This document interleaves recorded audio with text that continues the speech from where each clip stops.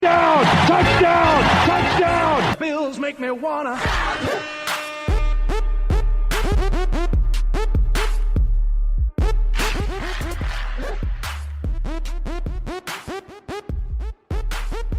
The Bills make me wanna. The Bills make me wanna. This is a Kmart production brought to you by Doug's Chiropractic and Empire Towing and Recovery. Listener's discretion is advised. Sawbills Podcast. Welcome to Zob Bills Podcast. If this is your first time, we discuss the Bills games while we review two different Buffalo pizzas. Thank you and enjoy the show. Welcome to the big show. All right. Welcome back. Episode 19. Bills are in the playoffs. Hell yeah. All right, let's turn everybody on. All right. And,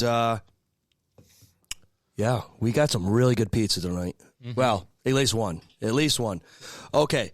As you all know, I am Kyle, the main host. I have several accessory hosts or co-hosts or, did I say auxiliary yet? Or accessory? Well, but anyways. Okay. How many assholes we got on this ship anyhow?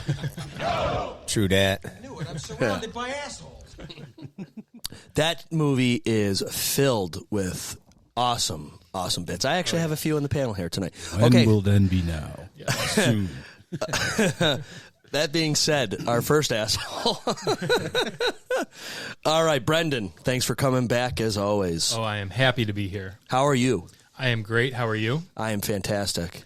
Great Buffalo win weekend. Not only the Bills, Sabres. 2 in a row. Sabres, Bandits. Oh, I don't know anything about the Bandits. What's going on with them? They won. A game or like a championship? A game. Oh, okay. They're 2-2. Championship's not until like summertime. Yeah, they won the championship last year. They're 2-2 now, I think. Yeah. 2-2. Okay. They raised a banner this year.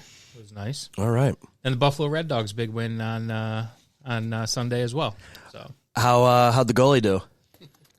very good. Player of the game. Oh, I saw him holding that big old belt. Oh yeah. You know, it's funny, these times are interesting now because it is so easy for you to get really cool like accessories and trophies and things like that. And so like the team has a player of the game wrestling belt, which is, the kids love it. It's awesome. I've seen those given away at some baseball tournaments too, for like MVPs and stuff.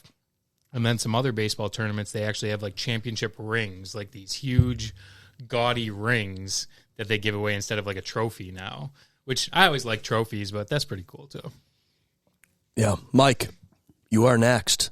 How are you, my bald-headed buddy? I'll take that as a compliment from you. I am excellent. Last night could not have gone any better, right? Well, I guess it could have, but the end result could not have gone any better. Yep. So it makes for a little easier to get up on a Monday morning.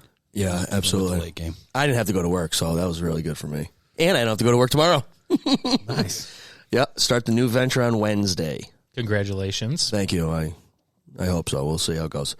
Chris, how are you, my man? Thanks for coming back. Yeah, I'm doing well. Thanks for having me again. How are you? Great today. I was a little nervous. I'm not going to lie. The Bills game was, like everyone, in the back of my mind all weekend long. And I was sitting there thinking about what Monday was going to be like if they lost and how I was going to feel when I woke up. So, yeah, I'm feeling relieved and excited. That's where I'm at right now. And the cornerstone of the Octagon, everyone's favorite Bruins fan. I was going to say the Bruins won this weekend, too. Nobody cares. It was a great weekend. Shangri-La. Yeah. We knew the Bills had already clinched before the Dolphins game, so you just had that weight off your shoulders. Bruins won 7-3, taking care of business. Bro, this is a Bills cast, not a Bruins cast. The fantasy hockey, Sean Viola Bruins were also 2-0 this week. The Bills won. They clinched before the game. We got to enjoy the game, even though we were a basket case during the game. I mean, outside of maybe some of the dings, in some of the injuries, I mean, it couldn't have gone better. It really could not have gone better. I was a little nervous because it's been a few weeks since we have assembled here to watch a Bills game. Right. and they've been on a winning streak. And then we assembled last night, and I'm like, oh boy. Do you know the Do you know the prerequisite for me to come over? I do not. My wife made me tally the games that I came to watch them here with you. Yeah. The win-losses, and tally the games that I had not come here for the win-losses. And she's like, that's where that's where she was. She was like, if your record at Kyle's house is below 500, it can't happen tonight. Yep. She's like, it's too important of a game. I'm like, but they already claimed. So that's what it was. We're now 5-3 at Kyle's house. Oh, yeah. We're actually positive. I mean, what should make sense. Away from Kyle's house, we're still at a winning record. But Kyle, what's going on with you? Let's see. Finished up my career at the previous job Friday. Oh, no. That's right. I worked on Sunday. So finished that up yesterday. I got to get my souvenirs out of the back of my truck. I forgot to bring it inside so you guys can scoop some of that up. Folks, I'm alluding to the actual official dirt that's going to be underneath the Bills Stadium.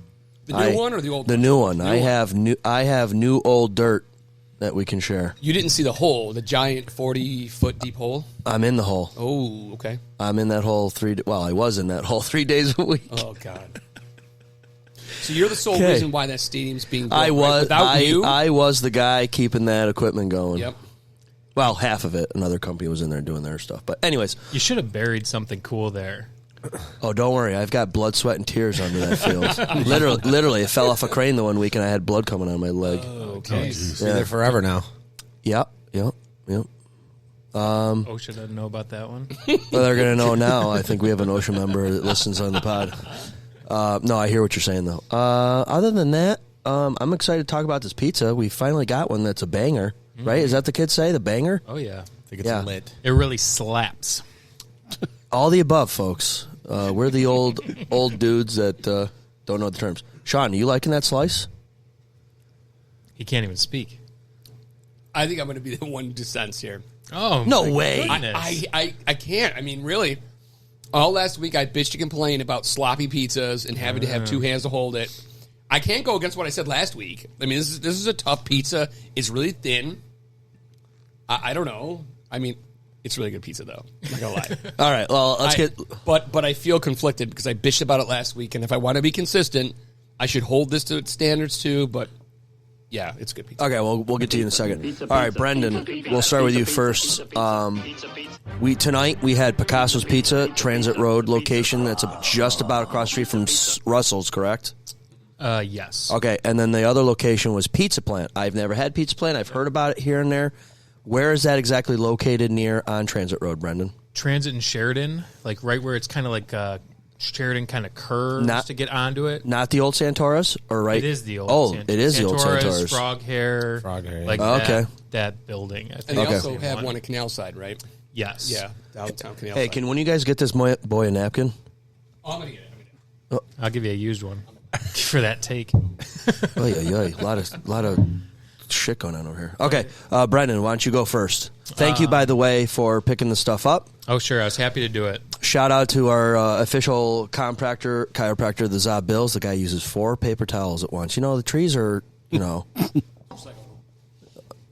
it's going in the garbage. It's not being recyclable. You know, speaking of that, though, before the Pete's take, though, I don't think that, like, we're allowed to, like, care about trees anymore. Just the way that, like it seems like plastics are the new enemy. So now it's, like, kill the trees, make everything paper, and I don't think anyone cares about trees you're anymore. talking about job security for paper? Use more trees, less plastic? Yeah, but even just like caring about trees, it seems like nobody does anymore. It's like I know Sean Sean doesn't. Brendan, you do realize town of Tonawanda is the arbor capital of the world, right? We love trees here in the town of Tonawanda. I didn't realize that. We are the arbor capital of the world. It says it on the sign on Colvin there. There's something That's arbor. our thing. Really? Yeah. That's our thing. We're the arbor capital of the world, town of Tonawanda. Well, nobody claimed What the hell does that even mean?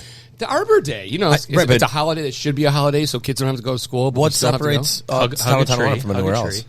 Let me say again. What separates town of Tonawanda from anywhere else with trees? I Like, is it think I think we called dibs, or we touched our nose first. To be honest with you, I think that's what it was. right. Wait, Winner. wait. No one has claimed Arbor Day. That's us. maybe our trees are just better around? Yeah. We do got a shitload of trees. Go What do you town think of about Tonawanda. that? Love the town of Tonawanda. We're going green on this podcast. Arbor. Day. Okay, so now that Sean's cleaned up. Yeah, the city took carousels and we took trees, I guess. So Yeah, north, yeah. Okay, so back to the pizza plant and the Picasso. Thank you for getting it. I was about to shout out Does a Chiropractor, the official chiropractor of the Zob Bills podcast. Thanks again for supporting the podcast with the pizzas. Dr. Dudzik, thank you so much. Yes, absolutely. It's been a great partnership this season. Yes, so delicious pizza tonight. Picasso was a childhood favorite of mine. I remember having it many, many times, and it's kind of stuck with me. I'll try not to be too biased on the review. When you crack open that box, so I'll let Kyle comment on the prices and the size of the pizza, but Picasso's a big pizza for a large. I don't know how many slices it was, maybe like 20 slices or something like that, maybe. I would say, 18-ish. Yeah. 18 to 20. It's like a half sheet, and it's a big pie, big heavy pie, pepperonis galore on that bad boy, and charred till the cows come home. Those things are. Yeah, and you'll see that on the Zob Bills YouTube page, the Zob Bills Instagram, and thanks to our man Brendan here for kick-starting it, Oh, yeah. the official Zob Bills Facebook fan group page. It's for all of us that prefer one place to go for all those things. Yep. It'll be easier to go there. Absolutely. Yep. I'm just not a big Instagram guy. I Listen, don't know. I got to be on the top of the socials. You Oh, know. yeah, I know. I have. You know. Yeah, all the kids are on there. Yeah. That and the Snapchats. I'm on the Snapchats. But yeah, so crunchy pepperoni too. You bite into that thing, and that pepperoni is crunching back. So it's a sloppy piece for sure. Sean will have his say for sure about that. But it is I like to fold mine in half. Actually, it is thin. I pull a kind of a New York style fold with that bad boy. But it tastes great. Not as much sauce as the pizza plant. Not as much cheese either, I would say. I'd say the pizza plant is a thick piece. Very, I want to say doughy. It's not like it's undercooked, but it's a very light cook, and it's a lot doughier. How about the term bready? Ready? Yeah, blackout bready. Yeah, I'd say it's bready. Not as many pepperonis. Doesn't have as much of the flavor that I'm looking for on it. Still a decent pie. I don't know it's called Pizza Plant, so, you should have good pizza there. But I think that they're more well known for like their pods, like their calzone type things that they do more than the actual pizza itself. But for me, it's Picasso's. Sloppy, delicious. Love it. All right, we'll mark that one down. Mike. All right. I could see when you opened that box, I was sitting about 6-7 feet away, and I could see the pepperoni in the Picasso's box, and I knew I was going to love it just by looking at it. I will tell you, pardon me, one of the things that doing this on this podcast has made me realize that I never realized before is I don't like doughy crust. For the second time this season, I didn't finish my slice, the one from Pizza Plant. I did not finish it. I did not like the doughy crust. The Picasso's, I went back for a second piece for the first time this season. So I really enjoyed the pepperoni. I did not like that when I bit into the Pizza Plant, there was a lot of sauce on that slice. Too much for me. Some people like that. I didn't like it. But the short answer is Picasso's, and it was a runaway. Okay. Chris. Yeah, I'm going to agree with the two gentlemen to my right here. Pizza Plant gave me kind of like a going in the cafeteria in middle school taste to it a little bit. The dough, when I got to the crust, I was really kind of bummed out because it was very soft, kind of chewy. Wasn't a huge fan of that. Sauce was sweet. Pepperoni had a little bit of a bite to it. I did like how Pizza Plant's cheese had a little bit of like a char to it, it seemed like, which was decent. But Picasso, I agree with Brendan that I haven't had this in a long time, but I do remember that being a pretty well-known pizza place growing up over in North Tonawanda. And it, to be honest with you, it tasted probably like it did 30 years ago when I had it as a kid. The pepperoni, super thick. It was like a side meal, I called it. It was almost like when you bite into a thicker piece of bacon. That's what that pepperoni kind of had some. It had some size to it. So I like that. The crust was pretty crispy. I thought the bottom was cooked great. And I think Picasso kind of lived up to its name, to be honest with you. I just think it was, a powerhouse, if you will, almost like a Bills offense versus a Tua offense right there. Just not measuring up. Excellent segue, Johnny. Johnny segue. Johnny segue. It was good, Chris. Yeah. All right, let's hear what Sean has to say. I'm not going to add too much detail to it. Pizza plant was good, not great. Just your typical, maybe a hair below an average Buffalo-style pizza, and nothing stood out, but it was okay. It was certainly, I don't think you'd be disappointed if you had it. It's kind of your run-of-the-mill. Sauce was okay. I don't mind the thicker. I thought the thickness of the bread was about right. It wasn't over the top. It wasn't under. It wasn't too thin. Picasso's, once we talked about getting pizza from Picasso today, I started to reminisce. I had a lot with my grandparents. My grandparents would always get it. On my side of the family, when we went over there, we had a lot of Picasso's local, but I don't think I've had it in 20 years. And when I tried it this time, I hate to say I couldn't recall it. Like I couldn't remember what it was like.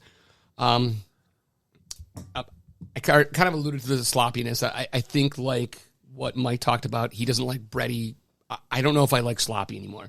I just don't know if I. You like it high and tight. I just need something where it's organized, is productive. I've got options here where it's not falling apart in my hands. That being said, I'll go out on a limb here and declare it the gold medal for pepperonis. It was. If you took Lenova's pepperoni plus Ale House, you equal Picasso's pepperoni. Whoa, folks! It was on a T-shirt. Whoa! It was. It might be the end of the season in terms of the regular season for the Buffalo Bills, but I don't see anything we get going forward or for this season topping that pepperoni. It was perfectly charred. It was thick. I think we talked about that already. It was really good. It gets the gold medal. We've been blessed with good pizzas, with good pepperonis. I'm going to give my vote, even though I railed against sloppy pizza, I'm going to give my vote to Picasso's. I have to say, too, when I see a pizza, I agree. Like, looking at Picasso's right there would be the only thing I would knock Picasso's for, is it definitely looked like a 12-year-old's birthday party at a bowling alley pizza. Yeah. The presentation of it, like where you're reaching in the middle, you don't know what you're coming out with. Is like the cheese staying on?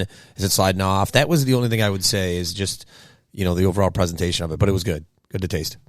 So, Kyle? Sean, you're going with the Picasso's. Yeah, are we?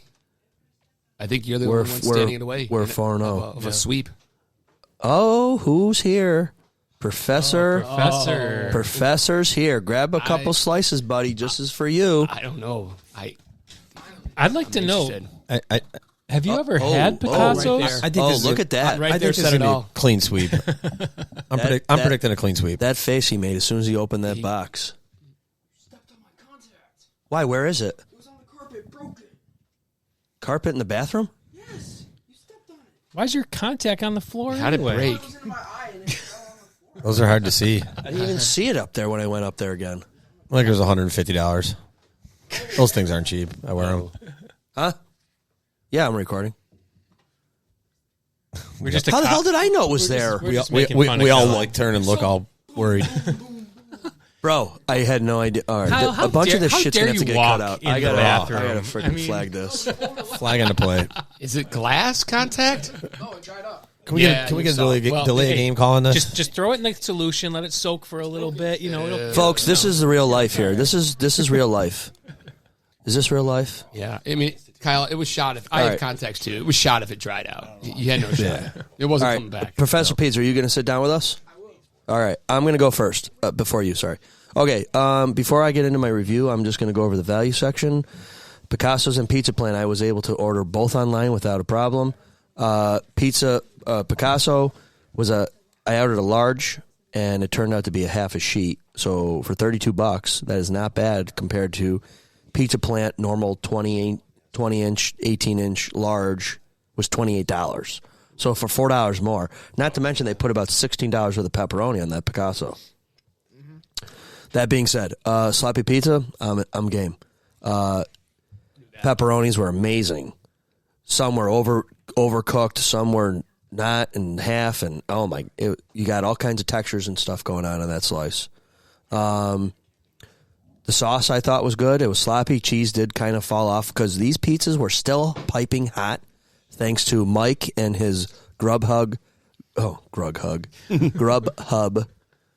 pizza bag, and you'll see we have new decor to cover up our old mangy table, and yeah, I mean the Picasso was really good. Pizza Plant was interesting. You order that, and there was you have to pick 5 different options from your different kinds of sauce. They had just a marinara sauce. I picked pizza sauce, topping, your crust, all kinds of options on there.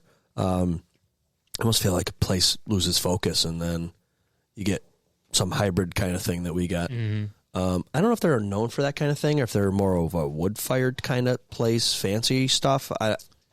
Pictures on their website kind of show some fancy stuff, but Yeah, definitely like we said before, kind of into those pods. That's like what they're known for, I think. did you notice that also as I watched Professor Pizza eat from behind my control center here? Did you notice that they sprinkle a little bit of Parmesan on top of those Ronies? Yep. Oh, yeah. I saw that too. It's a nice touch. Ooh. All right. Well, I'm gonna just cut to the chase. We got a 5-0 sweep here on the Pizza Plant for $4 more, half sheet, a ton of pepperoni. You'll see in the pictures, like I said, and it tastes really good. The sauce on Pizza Plant was a little different. It reminded me of the pizza we had last week, which was I think you meant clean sweep with Picasso's. You said Pizza Plant. I can edit that out. Sure. The sauce reminded me of Grill on Erie sauce last week. Yeah, a little bit. That's a good call. A little bit marinara, Ish, not much. you know. to it, And I pasta picked sauce. the pizza sauce for Pizza Plant, but they maybe I don't know what their other sauce tastes like, so who knows? But I think this also adds a little credibility to what you guys were arguing the last couple of weeks about not telling them they're going to be promoted. If that's what Picasso does, let it go. no, I know, but I'm saying if that's what Picasso does every single pizza, They are a hand pizza. out, Oh, absolutely. that's They've perfected. fantastic. That is an awesome. It almost is so good. It almost looks so good. It's almost the toppings that they knew we were going to be promoting it, and they're just throwing their best work at us. If that's what they put out day in and day out, you're going to get a great pizza. Yeah. And sorry, Dennis gets to miss the squares. I know that he's He does not. He's not a fan of the hates the squares, squares, but that is probably one of the better slices we've had so far. If that was a triangle, that would give Imperial Bocce a run for their money. It only took you a couple of weeks. Oh, about what? To get you the Picasso? Yes. Well, this kind of timed out perfectly because tomorrow's your birthday. Happy birthday, buddy. So Birthday. little birthday slices, little birthday slices tonight. You asked for it, and see, aren't you glad you waited for it? Yes. He doesn't have to see it. As long as he's eating it, it's tasting good. It's fantastic. Oh, yeah. Yeah, so the Pizza Plant also, I piggyback Brendan or whoever else was talking about that weird-ass crust bread dough thing they got going on at the edge. I mean, Picasso does not have... So Picasso crust is like Imperial and Bocce. It's kind of like just flat earther kind of stuff here. covered in sauce. Covered in sauce and Cooked cheese along with topping, everything. and there's a good crunch. There was a good crunch all the way around. Have you gotten to that yet, Colin? Or are you getting into it right now? The crunch on the Picasso. Yeah, Picasso's Oh, I was got into it. probably Yeah. the next level up from New York style. It was thin, but it was Oh, probably the next level up. It's still I would still say it's Buffalo style pizza. I wouldn't say Oh it's yeah, anything no, close but to if New you were, York. if It's you just were, not no, thick. no, It's no, not thick right. like If you some were of these thinking other ones, of yeah. a New York style pizza with Picasso's, think the next level up. That's what Picasso. Let's talk pizza physics for a second. What would happen if you had a Picasso pizza that was cooked like that but had a thicker dough? It probably would have never cooked through. So you can char it up like that and get it cooked on Yeah. the bottom because it's thinner, right? I think we need a pizza expert on here. Yeah. We need a pizza expert. If We you're have so out many there, questions. We're just guessing. if you're a pizza, I've got them. We just have to line them up. Get Wally on. I can Bring get 'em him, in. or I can get the owner of Minio's, whatever you guys want to do. well, I wonder if a pizza guy would actually come in and eat somebody else's pizza.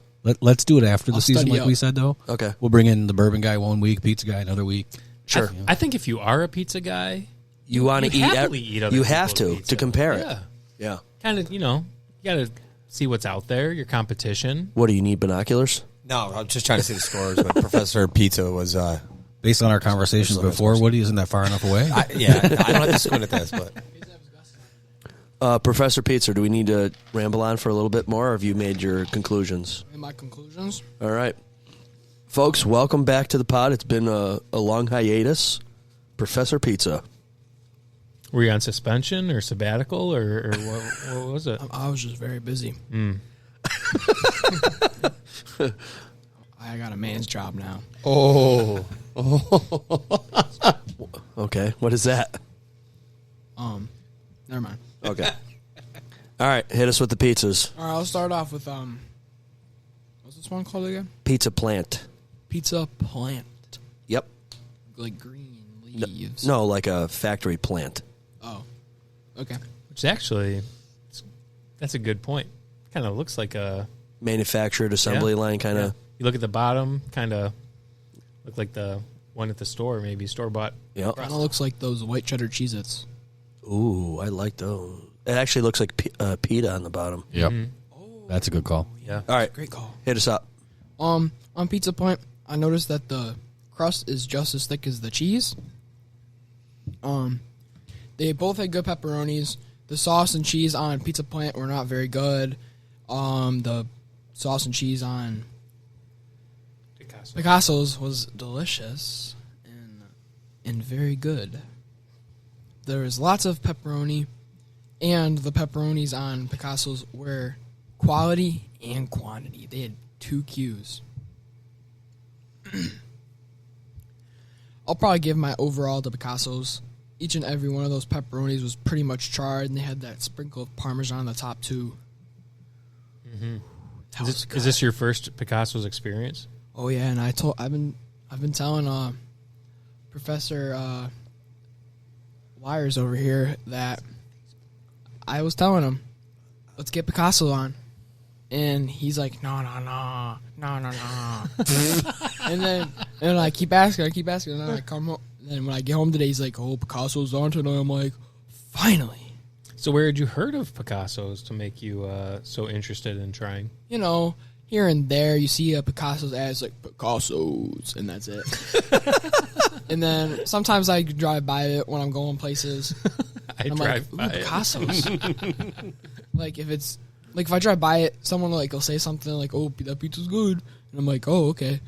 And that was like 5 years ago. So it stuck with you. Oh yeah. Yeah. What can I say? I'm Professor. Whatever. Pepperoni. Well, it's a good call. Pepperoni or a pizza. All right, so Colin, I don't know if you heard us, but some of us on the panel here have voted that Picasso's to date is the best pepperoni we've sampled. You are Professor Pepperoni. I mean, your opinion matters. What It would you put? depends. What would you put close to it, or above it, or right near it? Amherst Ale House. Oh, I don't know That was about, dude. good. I don't know about that anymore. No, it's because they had the quantity. They had like the char. It's just because what would have it over is because that was flat pepperoni. Even though it was charred, it's just the flat pepperoni, man. What, this one? I don't think so. Picasso's. Look at them. There's a lot of them curled. Well, my slice had a bunch of flat ones. Did you hit it with a hammer Just saying first, or No, when I was like, yeah. They can't see you doing that. Hey, get a camera. Oh, we do. Okay, folks, that wraps up the pizza section, right, Woody? Right? That's it. Pizza. Yeah, 28-24. Okay, First quarter. so here's another funny pizza bit that I found online. On a sadder note, Yep. Pizza the Hut. Pizza the famed Hut. half man, half pizza, was found dead earlier today in the backseat of his stretched limo. Evidently, the notorious gangster became locked in his car and ate himself To death. Coming up, Pongo's review of Rocky V. 1,000. such a great movie? It was an Oh. amazing movie. Yeah. Okay. Oh, somebody's kicking the table. That was me, sorry. Oh, boy. Stretching out, getting ready. The Bruins fan. Ooh, let's get ready to rumble.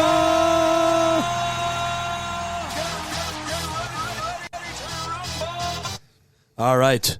Bills, let's do it. They're going to play the Steelers next week. They had me nervous for a little bit. Certainly did. Okay, so I'll jump right to this question. I got a buddy, goes by the nickname of Espo. What's up, Espo? He texted in the chat line and said that Trent Sherfield saved the Bills' season. Disagree or agree? It was nice, but I don't know if he saved the season. I would give it more to Hardy and that return.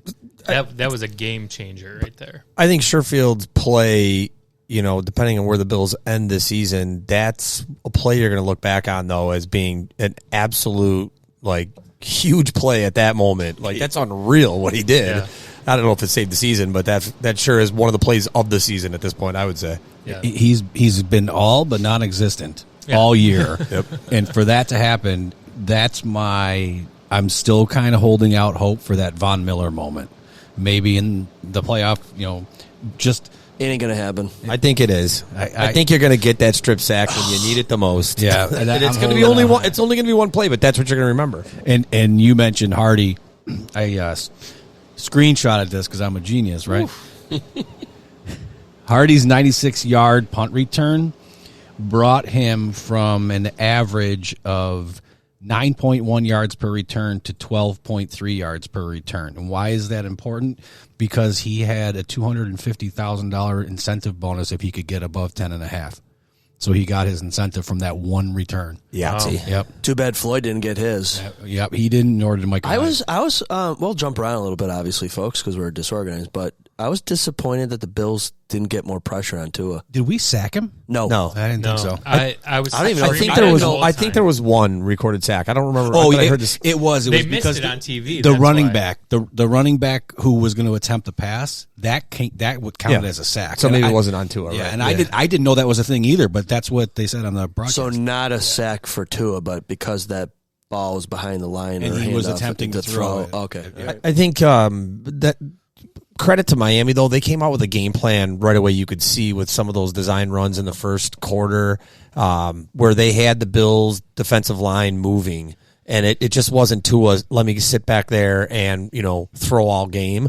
I think that was a credit to their game plan. I think they did everything they could to get that Bills pass rush out of the mix. That being said, I mean, I'm sure we'll talk about it. That second half by that defense was dominant, so I don't think it mattered that they didn't get him on the ground. Right. They didn't have to.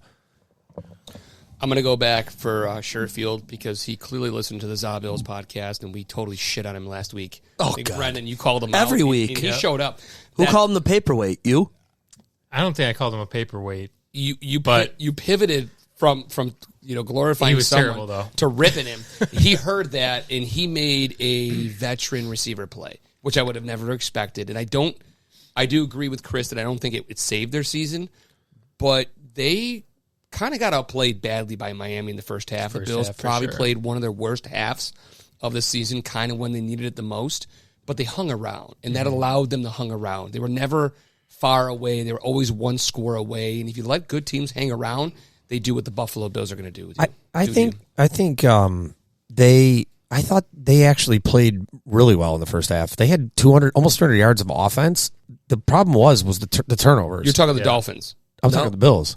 Okay. I mean, they almost had 300 yards of offense. They Right. they were in scoring position like 3 or 4 times. No, Just- you're right, because I think we were in the red zone 4 or 5 times. Yeah, and scored they were once. They were moving up and down the field. So I don't. They certainly made mistakes, but I don't think they played a poor half. I thought they executed their game plan. They were moving the ball on them. He threw the interception on one. He threw the pass to Johnson that didn't go in. He strip sacked on one of them, and then we scored a touchdown on the other one. Yeah, I thought they moved the ball. I just don't think they kept. The difference was in this game versus the first game. They did the same thing in the first game in Buffalo, except they scored on all those possessions, and they didn't this time. And so, yeah, I mean, we can certainly talk about those mistakes, but yeah. Yeah, I guess after the game for me, I just kind of reflected on the past 2 months of doing this podcast and thinking about this team and going back to when they were 5-5, 6-6, and just saying I can't see this team even making the playoffs. Right. And the fact that they were able to make that run at the end of the season and secure the number 2 spot is just mind blowing to me. And I think the only person who I heard say hey, they could still do it was probably Chris. I think Sean was. I didn't want to pat myself on the back. It was Chris. I remember Chris. I think saying everybody it chimed vividly. in. It wasn't me. It was Sean was Mr. Good, not great. I know what he said. We had come to terms. We were having our Zen moments that this season, we're going to look at next season and maybe this 2 seasons from now be able to make a run. But you had to have the first name Chris because this Chris to my right had them still in contention. The other Chris, who was across from him, had them winning the Super Bowl. So everyone else was completely. They're like, these guys are crazy. They must be drinking too much bourbon. I don't know, but good on you guys for keeping the faith. Like really good on you for keeping the faith. But the fact they could have been out of the playoffs today kind of tells you just how really close it was for them, coming up. And I got a question to everyone here. Here's a question. The Bills are the number 2 seed. They won their division. Does it absolve everything they did in the regular season? I can't say yes. And even Josh Allen, right after the game, he was still on the field, his post-game comments on the field, he said this game was like a microcosm of our season. The first half didn't turn out so good, but, you were still close, so they're close in all their wins and losses. And then the second half, they really turned it on and just, put it away. Well, they didn't really put it away. It was still a 1-score game, but they made it happen in the second half. Podcast episode 1, Kyle. If we would have said to everyone right here, Bills right now are going to be the 2nd seed overall, win the division, are you going to sign up for that right now? If we're talking the night before the Jets game. Yeah. I don't know, because I think I had higher expectations than that. I wasn't here. I thought they would. I thought they could take a number 1. This is before the Jets game we're talking. We're talking before the season even starts. Yes, but that's when we all had super high expectations. Then when we lost to the Jets, I get upset before the season. I mean, would you have been comfortable with the number 2 in the AFC? Sean's point is we got there one way or the other, whether it was heart attacks every single game or whether we blew teams out 11 times and got killed 6 times. Who cares? We got to we got to this. Yeah, I would take that. I think the over under on wins was 10.5 for Vegas at the start of the season. I almost want to say it was 10.5. Well, so they knew that. If I would have said we would be 11-6, I'd say that's probably about where they're going to be with that schedule they were facing. I think that, it doesn't matter. I think I said this last week or the week before. It doesn't matter how they got there. Like, no one takes pictures of it. Like, if you go back the last 20 years of NFL football, teams that finished 12-4, 13-3, or whatever they finished, there's games that could have gone either way. You know what I mean? Like, I don't know that anybody was dominating every game. Maybe the Chiefs did it more recently. But I think 11-6 is respectable. I think that's probably where most people had them. And if you look at, I think we our expectations are so high for them and our bar is so high for the Bills. But if you look at the games that they lost, they weren't blown out in any games. Like, any one of those games could have gone either way, and the Bills could be easily sitting at 13-4. Right. Do you know what I mean? So I just think that I think our bumps, our highs and lows that we're talking about are actually not even that bad of highs and lows. You know what I mean? Like, they weren't getting blown out in games. Across the NFL, games have been close. Nobody's been racing anybody in every game. I mean, teams have had stretches, but I just think that I think that's the NFL this year for sure, how close these games were and how teams were winning. I mean, look at some of the wins that we saw from other teams this year. Just crazy shit was going on. Well, let me ask you this. 70-20. Right. Yeah, just weird shit happening. Of the 6 losses, are these the 6 losses that you would envision? Like, you would figure that's a separate question. Yeah, right. That's a separate question. And I think we'd all say no to that. Yeah, absolutely. I mean, Jets, Patriots. Right. I said to my brother, I go, Allen better kick ass tomorrow. This was this weekend. I said, otherwise he's looking at being outplayed by Zach Wilson, Mac Jones, and Russell Wilson, almost Bailey Zappi. I mean, that was kind of happening. So, I mean, he obviously put that to bed, but yeah. Yeah, it was a crazy year, and not only, and I mean, I think as Bills fans, we're obviously harder on them than other people. Although the media has been all over Josh Allen and the turnover issues and blah blah blah blah blah, but we know how good this team can play and has played in certain instances. So when you see them struggle and win games by one possession against teams that have no business, that are not even playoff teams now, and only, and lose to these teams sometimes. And it's like, we said how frustrating this team was throughout the season, that just the offense never clicked. I think we gave high praise to the defense being able to even function and put together 11 guys to go on the field, much less actually being a top-rated defense with all the injuries that they had. And they've really cobbled that together, but it was just the offensive woes that, like, we even said this team could be undefeated. I mean, they have the potential, and the way that NFL teams have played this year, they could beat anybody, and just the way that the season went was frustrating. But like you said, like one of my favorite sayings, they don't ask how, they ask how many. So we got there, and now we're number 2 seed. I don't know if we'll ever be number 1 seed ever. I think that there's always like somebody in our way. But Yeah, us. Kansas City, yeah. Yeah. I'll look at it from a different perspective too. So these losses that we had, minus maybe Philly, those teams, their win against us was probably the highlight of their season, right?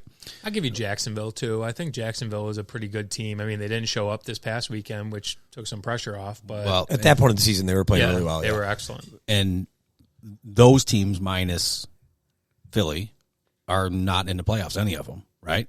Correct me if I'm wrong, but I don't think any of them are minus Philly. Nope. And I know this is so minuscule, but we all know that especially the top 10 of a draft is kind of a crapshoot. I mean, look, Allen fell to 7. No one wanted him. Look where we're at. But that win for New England against us early in the year cost them a pick. They moved from 2 to 3. Who knows who they could have gotten it to? So I know it's only one pick. It's something. It's a crapshoot. They may end up with the next Josh Allen. Who knows? But it's fun to see that we affected them that way if we had to lose, So I know it's grasping at straws, but. Yeah, and I was thinking about that too. It's funny you mentioned the draft because after the game was over, all these things come out from the team, all these, wallpapers for your phone, the Bills, AFC East champions 2020, 21, 22, 23. And, I was just looking at that and I was just thinking, that's Josh Allen right there. I don't give any credit to McDermott for those. To me, that's Josh Allen. That doesn't happen. And I actually opened up the draft on Wikipedia to see, what could we have ended up with there? Because it was either Josh Allen or Josh Rosen were, the talks of that draft. And, luckily we picked correctly. I actually didn't even think that we picked correctly. I was kind of on the Josh Rosen a lot of people train, were. actually. Yep. Excuse me, but I just looked ahead to who picked in front of us in that draft, who could have taken Josh Allen.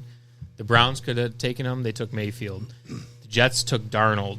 The Giants took Saquon Barkley, which, 50-50 on that pick. But, I mean, besides Lamar Jackson going last in the first round, we got the pick of the litter with that, which that's where we are. About time it happened. Sorry. No, I was saying the Bills missed on so many draft choices and so many quarterbacks that it was about time that we got the guy. Yeah. And when you see him run on that 4th and 15, who else is doing that? yards, Who else is doing I was that? like, Lamar. I don't care that guy threw 2 interceptions and fumbled the ball. Right. You give me that play, that's what you signed up for Josh Allen. As bad as Allen looked in that first half, the stats came out early in the third quarter. He had only 8 incompletions. He was 25 of 33 at that point. Mm-hmm. And it was like, it made it look like he was playing worse than he actually was. Right. It was just, a couple bad decisions, which, if we can talk about those quick mistakes right now, I think the first one on Davis, that may have been Davis's fault. When he fell down? No. The first one where they were at the 6-yard line. He kind of ran inside. I don't think he realized he should have realized the blitz was coming and just sat down right where he was or turned in. He just kind of ran to the middle of the field. There was not enough time for that. And Allen threw it to where he thought Davis was going to be. The second one was a 3rd and 9 at that point, and Allen was rolling out to his right. I think it was it 4th down or I thought it was 4th down. Maybe it was even better because my point was I think I think in his head he was saying if I can't get an easy completion over the middle, this is going to the end zone to see if I can get a pass interference or I can get a punt. Right. So I'm not making excuses, but that's where we're at. We netted 15 yards on that play. Yeah, I know, right? They were right back where I think they got right back to where we were within a play and a half or something like that. Yeah, right? but my point is, it was better than turning it over on downs right there. Well, and Kyle's boy Davis was in the middle of both those interceptions. Listen, it's happened. It's happened twice now, so we'll find out if he don't come back. I guess it's his fault. Yeah, we did. If he comes back this season, but I don't know. Well, they said he avoided anything major. It's a PCL strain. He could play this week. But regardless of him cutting out or cutting in, the ball still went right to the guy. So unless he was going to button hook it, Yeah, we debated It's not that. getting picked. Well, it was right where he was, though. Yeah, at Kyle's house yesterday, we actually had a pretty full-flung debate over that one. Adam, Skip, Kyle, myself, and we pretty much came to the conclusion, didn't matter what Gabe Davis did, Josh Allen threw an interception right to the guy. The guy didn't move. Yeah. Josh threw it right to the Miami Dolphins guy. Gabe broke right. Maybe he should have broke left, but either way, here was my biggest beef with it, and I'm not here to beat up on Josh Allen. In the moment, we kept giving them points. We kept taking points off the board. Regardless of how you feel about the interceptions, at the very least, it's 3 points right there. And you know what the Bills can do when they're front runners. You know how much they struggle when they're behind. You know what? It's playing smart ball. And that's maybe what was the most aggravating thing about their game yesterday was it was there. The effort was there. The commitment was there. They just weren't playing smart ball. And they left so many – happy birthday, buddy. They left so many points on the board, easy points that they should have converted. That has got to be a lesson. That has got to be a lesson they take in the playoffs. It's for keeps. They can't just all of a sudden Hail Mary this one, hope Josh makes a great play, and they score 7, take the smart points. And that's what really aggravated me. That's a Josh Allen experience. Missed again on Diggs wide open. That play's coming too, by the way. That play's coming. I hope so. It was there 2 years ago. He's going to hit on one of them. Well, but then he hits Diggs on another deep ball that the ball placement was incredible. Yeah. So that he shouldn't have caught. Right. That was a knock against Allen early on in his career. First one, not the second one. But right. No, I was saying that was a knock against Allen early in his career is that he couldn't complete the long ball. I remember that in the first couple of years with him. The last 2 seasons he's been spot on. Yeah. This season it's kind of reverted slightly back to that. I wonder if he does have a shoulder injury that's hindering his he chucked the accuracy. shit out of I don't know. He chucked the shit out of overthrew it. He launched that ball last night. Like that was insane. I was watching the replay. He's fading backwards and threw it in the air 60 yards. That ball flew. And I think that's the second game in a row that's happened. Yep. It is. That he had an overthrow pretty bad on 2 Diggs. somebody else. I think they were both Diggs. Diggs in New England. He had the guy in New England beat. So Diggs is beaten, guys. We got that going for us. Surprise, and that was Ramsey too. That he just burned him. Yeah, he was 5 yards past him. Where was Allen throwing that rocket of a missile to when it deflected 20 feet in the air and landed in Sherfield's hands? Where was he throwing that ball? I think to? he thought he was throwing it to Sherfield. I think he was actually, because Sherfield was the only one there. Yeah. So I think he was throwing it to him. That was his target, but it hit whoever the other Josh Allen, right? Hit it and. No, it was Van Enkel or whatever. Yeah, got his helmet on. Who ended up going out at the end. Yeah, he's done for this week, too. Yeah, something. The other Josh Allen's on Jacksonville, was I thinking. Yeah. Which actually might have helped Sherfield actually track that ball and make 100% it did, that it was supposed to be coming to him. So gotcha. Yeah. So you guys were talking about Allen, and I know he had some bad plays, but he finished that game with 350 yards, over 350 yards. Over 65 yards rushing and over a 75% completion percentage. First quarterback to ever do in the regular season. Yeah, I know. I'm gonna push back just for content a little bit. Wait, hang on. Can I finish my thought real quick? Absolutely. And then you can push back? Go, Mike. Only one quarterback has ever done it besides Josh, but it was in the playoffs.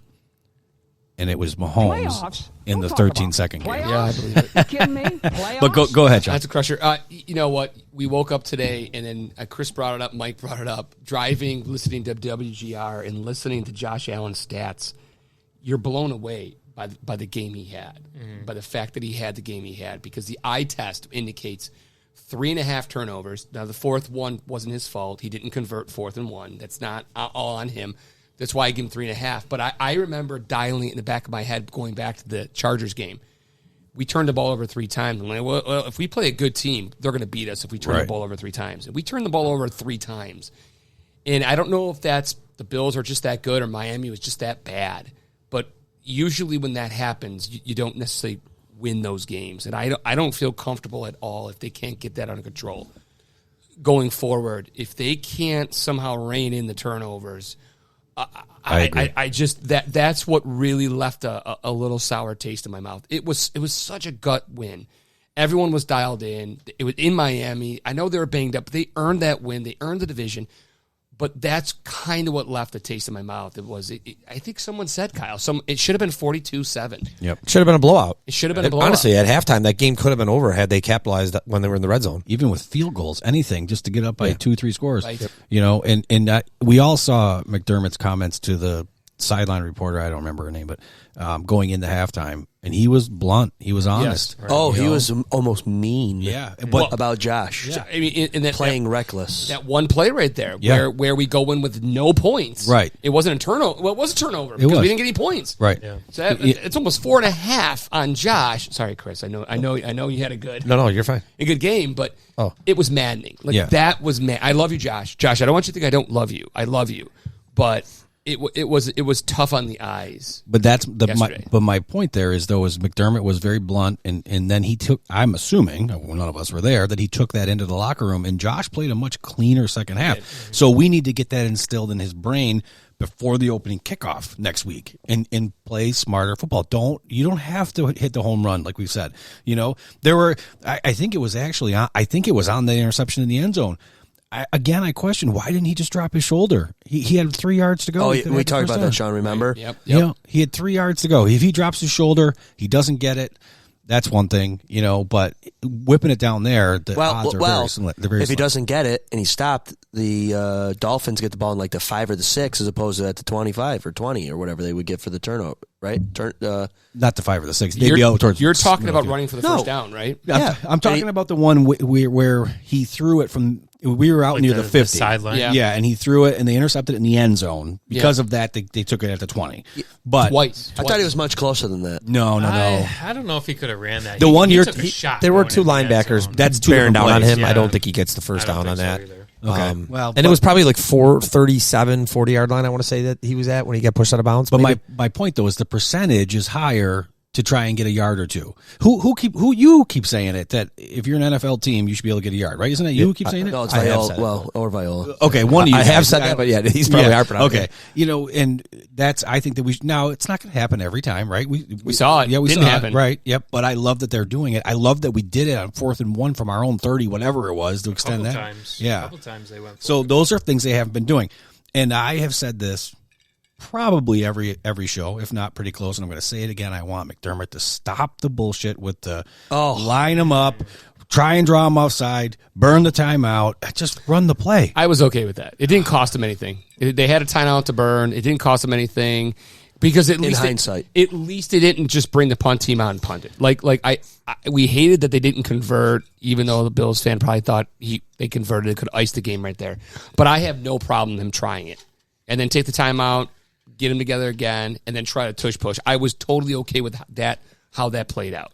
You know what? If you get in the jump, what it cost you a timeout, you were going to waste anyways. The irony too of that tush push that we didn't get is they had Gillum. Yeah, Gillum out there with Fournette. We've talked about this before. The size of Fournette's legs, he should be able to move a Mack truck. And I'm like, oh, we got this. Well, I think it was almost like Josh stood up immediately on that one, where the previous two pushes, they were real low, and then he jumped over the top. So I'm wondering if they were playing him high this time, and they guessed the right way. Yeah. Well, and I think too that, and they kind of alluded to this on the broadcast. It didn't look like Fournette was even helping on those pushes. Like he couldn't get the timing right. Yeah. With Josh. I agree. And I think that might be a function of just his playing time. Like yes. How many times has Fournette been in there to practice tush pushes with Josh? Are they doing that at practice? Barely. They're probably not doing that at practice, so no one gets hurt, right? Yeah, I don't really think you need practice. Extend arms, drive legs. Well, I mean, just timing. Like, I know if Josh is lunging and you're like not right on him, you're not helping at all. I think it's a safe play. You got a better than 70% chance of capitalizing. They just didn't do it this time. They were what? They were what? 21 for 22 on 3rd and 4th downs. I mean, It sucked because you end the game right there. You take a D, but considering everything, how it turned out, I think it was a smart play because unless Miami decides to go for 2, if they score, it's tied. You go into overtime, you get the ball. I mean, I don't know. This is an example of how the Bills struggle to close out a game, though. Mm-hmm. Like, should they have kicked a field goal? No. Should they have kicked a field goal and up 10 points? Yeah, but I don't have a problem with everything they did. It just didn't. I know, it didn't I think 70 to 90% of the times they're there, they ice it. Because used to McDermott punting the ball or maybe a stupid 4th down play. They made the right play, right decision, you didn't put Bass out there with a 55-yard. He's not great from 55 plus. Yeah, I think he's only 50%. Beautiful weather in there last night. And then you turn the ball over right there. Whereas you get 1 yard, every team should be able to get 1 yard, and you take knees, and the game is over. It's done. I was fine with that. The only problem with that is that they actually did that tush push many times during this game, and I thought it was impressive that they kept doing it. And I didn't hate them still trying to go for that, but I wish that Bass was more of an option. It seemed like it wasn't even like something they were considering. It was you were either going to go for it or you were going to punt. I don't think they ever thought about getting Bass. First thought through my mind was when they didn't get that, McDermott's going to get fired because they're going to lose this game. I mean, it was he gambled though. I mean, I think that's what we all want him to do. No, not I don't. I'm okay with the go for it. They hit on every single one of them except for that one. It was a long yard too. I thought. I didn't think it was 4th and inches. I thought that was a full on yard that they had to get push for it. I mean, maybe Philadelphia does that. I was just worried that was going to be the heartbreaker game. Right? You get Pittsburgh wins, Jacksonville loses. You win and everything's great. You lose. You'll still be in, but I mean, a 2 is a lot sweeter. But I'm just like, oh, here we go. They got ahead. Now they can't get this, and the tides are going to turn, and something's going to happen because Tyreek Hill is electric. The defense was playing so well in that second half, and I think that's in McDermott's back of his mind too. That literally they were shut them down completely in that second half, and I think he thought about that with that decision making there. Yeah, there was a stat up at one point where the Bills had 7 first downs in the second half, and Miami had only had 1 at that point. And then they went 3 and out right after. They only ran 17 plays in the second half. Well, here's the deal: 57 yards. Miami in 1 half, 30 minutes of football. In the whole second half, only gained 57 total yards. It's unbelievable. I mean, I'm glad they abandoned the run because they were eating us up. I think the Bills, they abandoned it a little bit, but the Bills adjusted. Miami came out running on their first drive. The Bills adjusted, though. They saw what they were doing. That's where the question about McDaniel and McDermott, McDermott seems to outcoach him now every time he's faced him. And that's the knock against McDaniel is he's got to be able to adjust in game like that.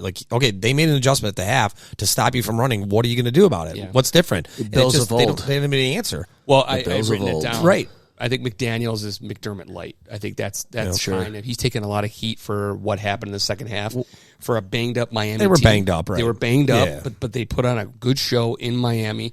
They knew it was at stake.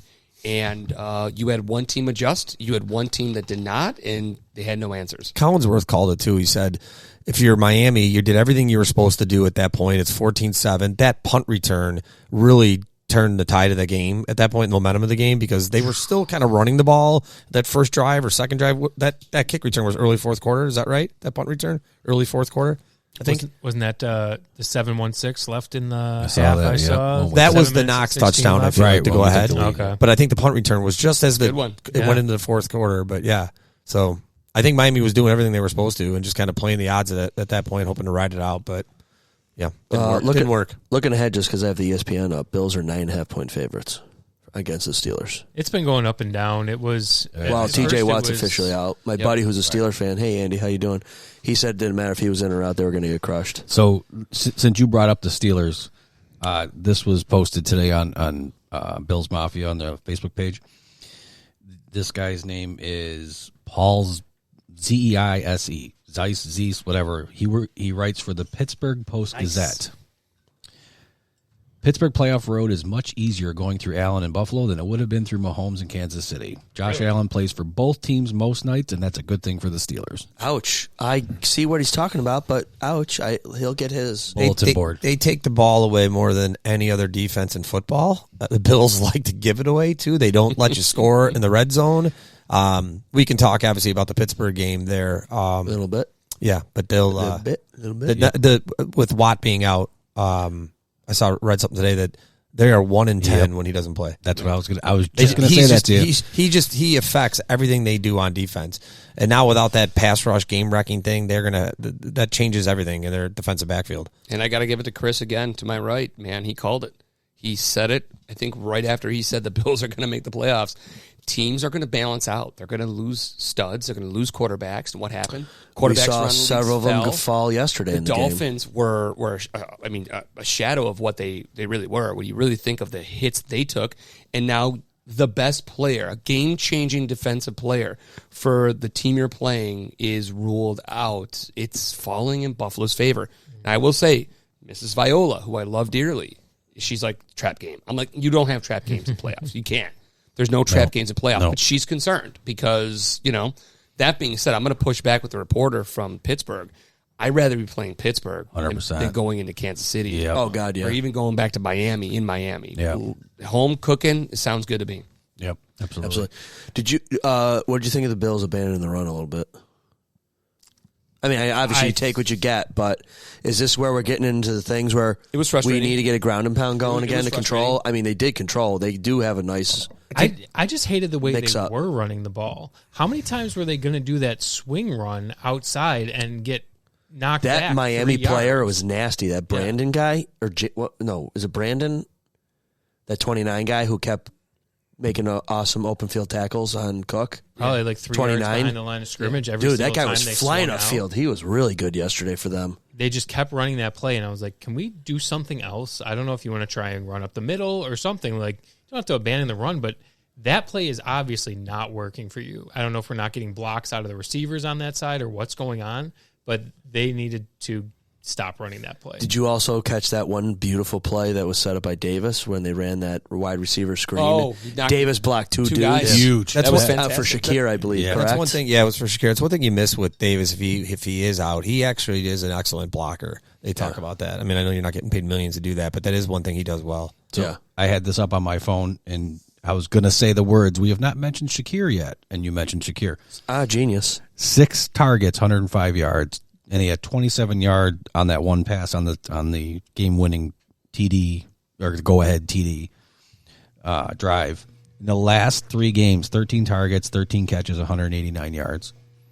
So he's finally. I mean, we've been waiting for him to show up, right? I mean, he's been there, but to kind of make an impact. It was impressive. You saw their depth. The Bills' depth. Once Gabe Davis came out, it seemed like guys were lined up in the right position. And whether it was Knox, Kincaid, Shakir, they all complemented each other, and Josh had a lot of options. And that's kind of what we've been beating the drum all year is look at how many tools he has, and he was able to use them pretty effectively this game.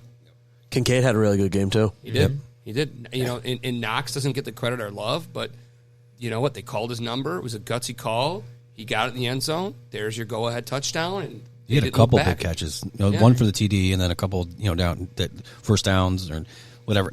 I was shocked that was only his second TD of the season. Yeah, I was, Well, too. he's been out. Yeah. Yeah, he missed a I chunk mean, of he time. missed a lot. So, Okay. but I mentioned in the text, I was more surprised by the number of catches that Kincaid's had this season. Yeah, I all-time didn't realize how many it franchise was. leader.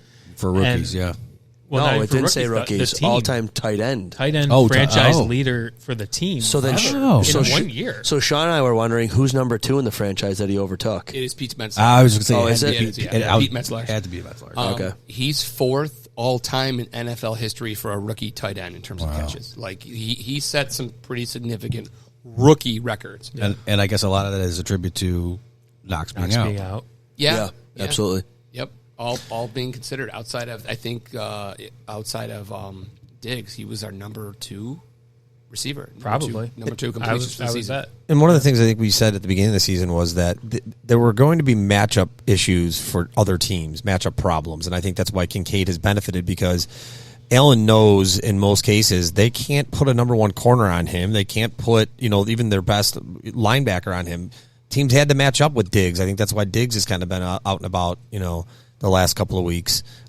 You got Knox running free. You got Davis out there. So that became a matchup issue for teams that cover the middle of the field. And I think that's why Kincaid benefited so much because a lot of his catches were right there. They were like the Cole Beasley area. That was kind of his like little his escape plan right there. And it almost looks like Diggs is starting to show like a little bit of slot receiver type of stuff. Like, yeah, sure, he has like his downfield like deep routes, but it seems like lately he's been catching more stuff short and like maybe just for the first down or maybe like 7 yards on on first down or something like that. Brady's moving him around for sure. Yeah. More than Dorsey did. I will tell you this. If Joe Brady wants to take any suggestions or advice, he should watch all the misdirection that the Dolphins ran against our defense. I think I mean, you had things going both ways. The Bills, I didn't see that. Like I made that one comment to you. Like, imagine if they had everyone going that way and another guy going that way. It was like, holy cow, you would have the whole field to yourself. A couple of times where Josh will call an option read and he'll hand it off and they'll run, and you're like, oh, Josh should have kept that because he had the whole. Yeah, I know exactly what you mean. Yeah, I know. It's a little more misdirection would be cool. I think it's a matchup thing, too, with defenses, like a game plan type thing. I think you're going to see that moving forward if they can get out of this game against Pittsburgh and they're starting to play better teams. I thought they did that a lot against Kansas City, and I thought they did a lot against Philadelphia, where there was a lot of pre-snap motion, a lot of moving around. I don't know if that's just the type of defense they're facing or what, but they definitely didn't against Miami. Before the game, how did you think the Bills' offensive line was going to match up against the Miami defensive line? I don't know. Because Josh was sacked, 3 or 4 times? Yeah. But I will say this. That one stat, the offensive line that started the Bills game had been connected for 98% of the season, was an unbelievable stat. How healthy they were.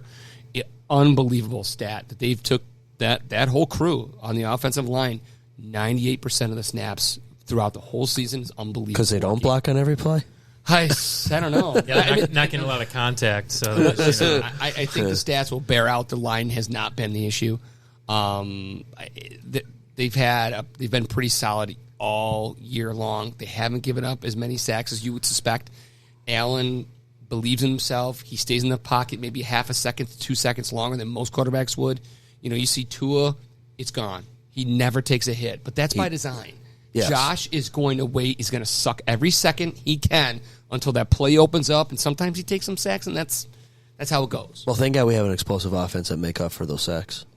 Well, a rock-solid defense. He's actually has not been sacked. Right. This is the lowest total of his career. That's what I was gonna say. And they are, as a line, I think they're like top 3 or 4 with sacks given up. Well, I think potentially, too, that's also a credit to, Josh's scrambling ability. Oh, yeah. Because, there's been games where he's been on the run for, the whole game. That's every team, though, to be honest with you. Yeah.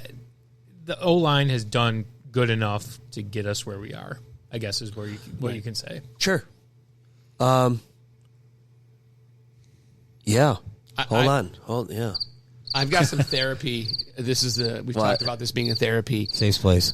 I didn't lose sleep over this, but I can't let it go. I absolutely What's got you going? Hated that personal foul. I thought that was such a dirty hit in the fourth quarter that we didn't even see. Which one?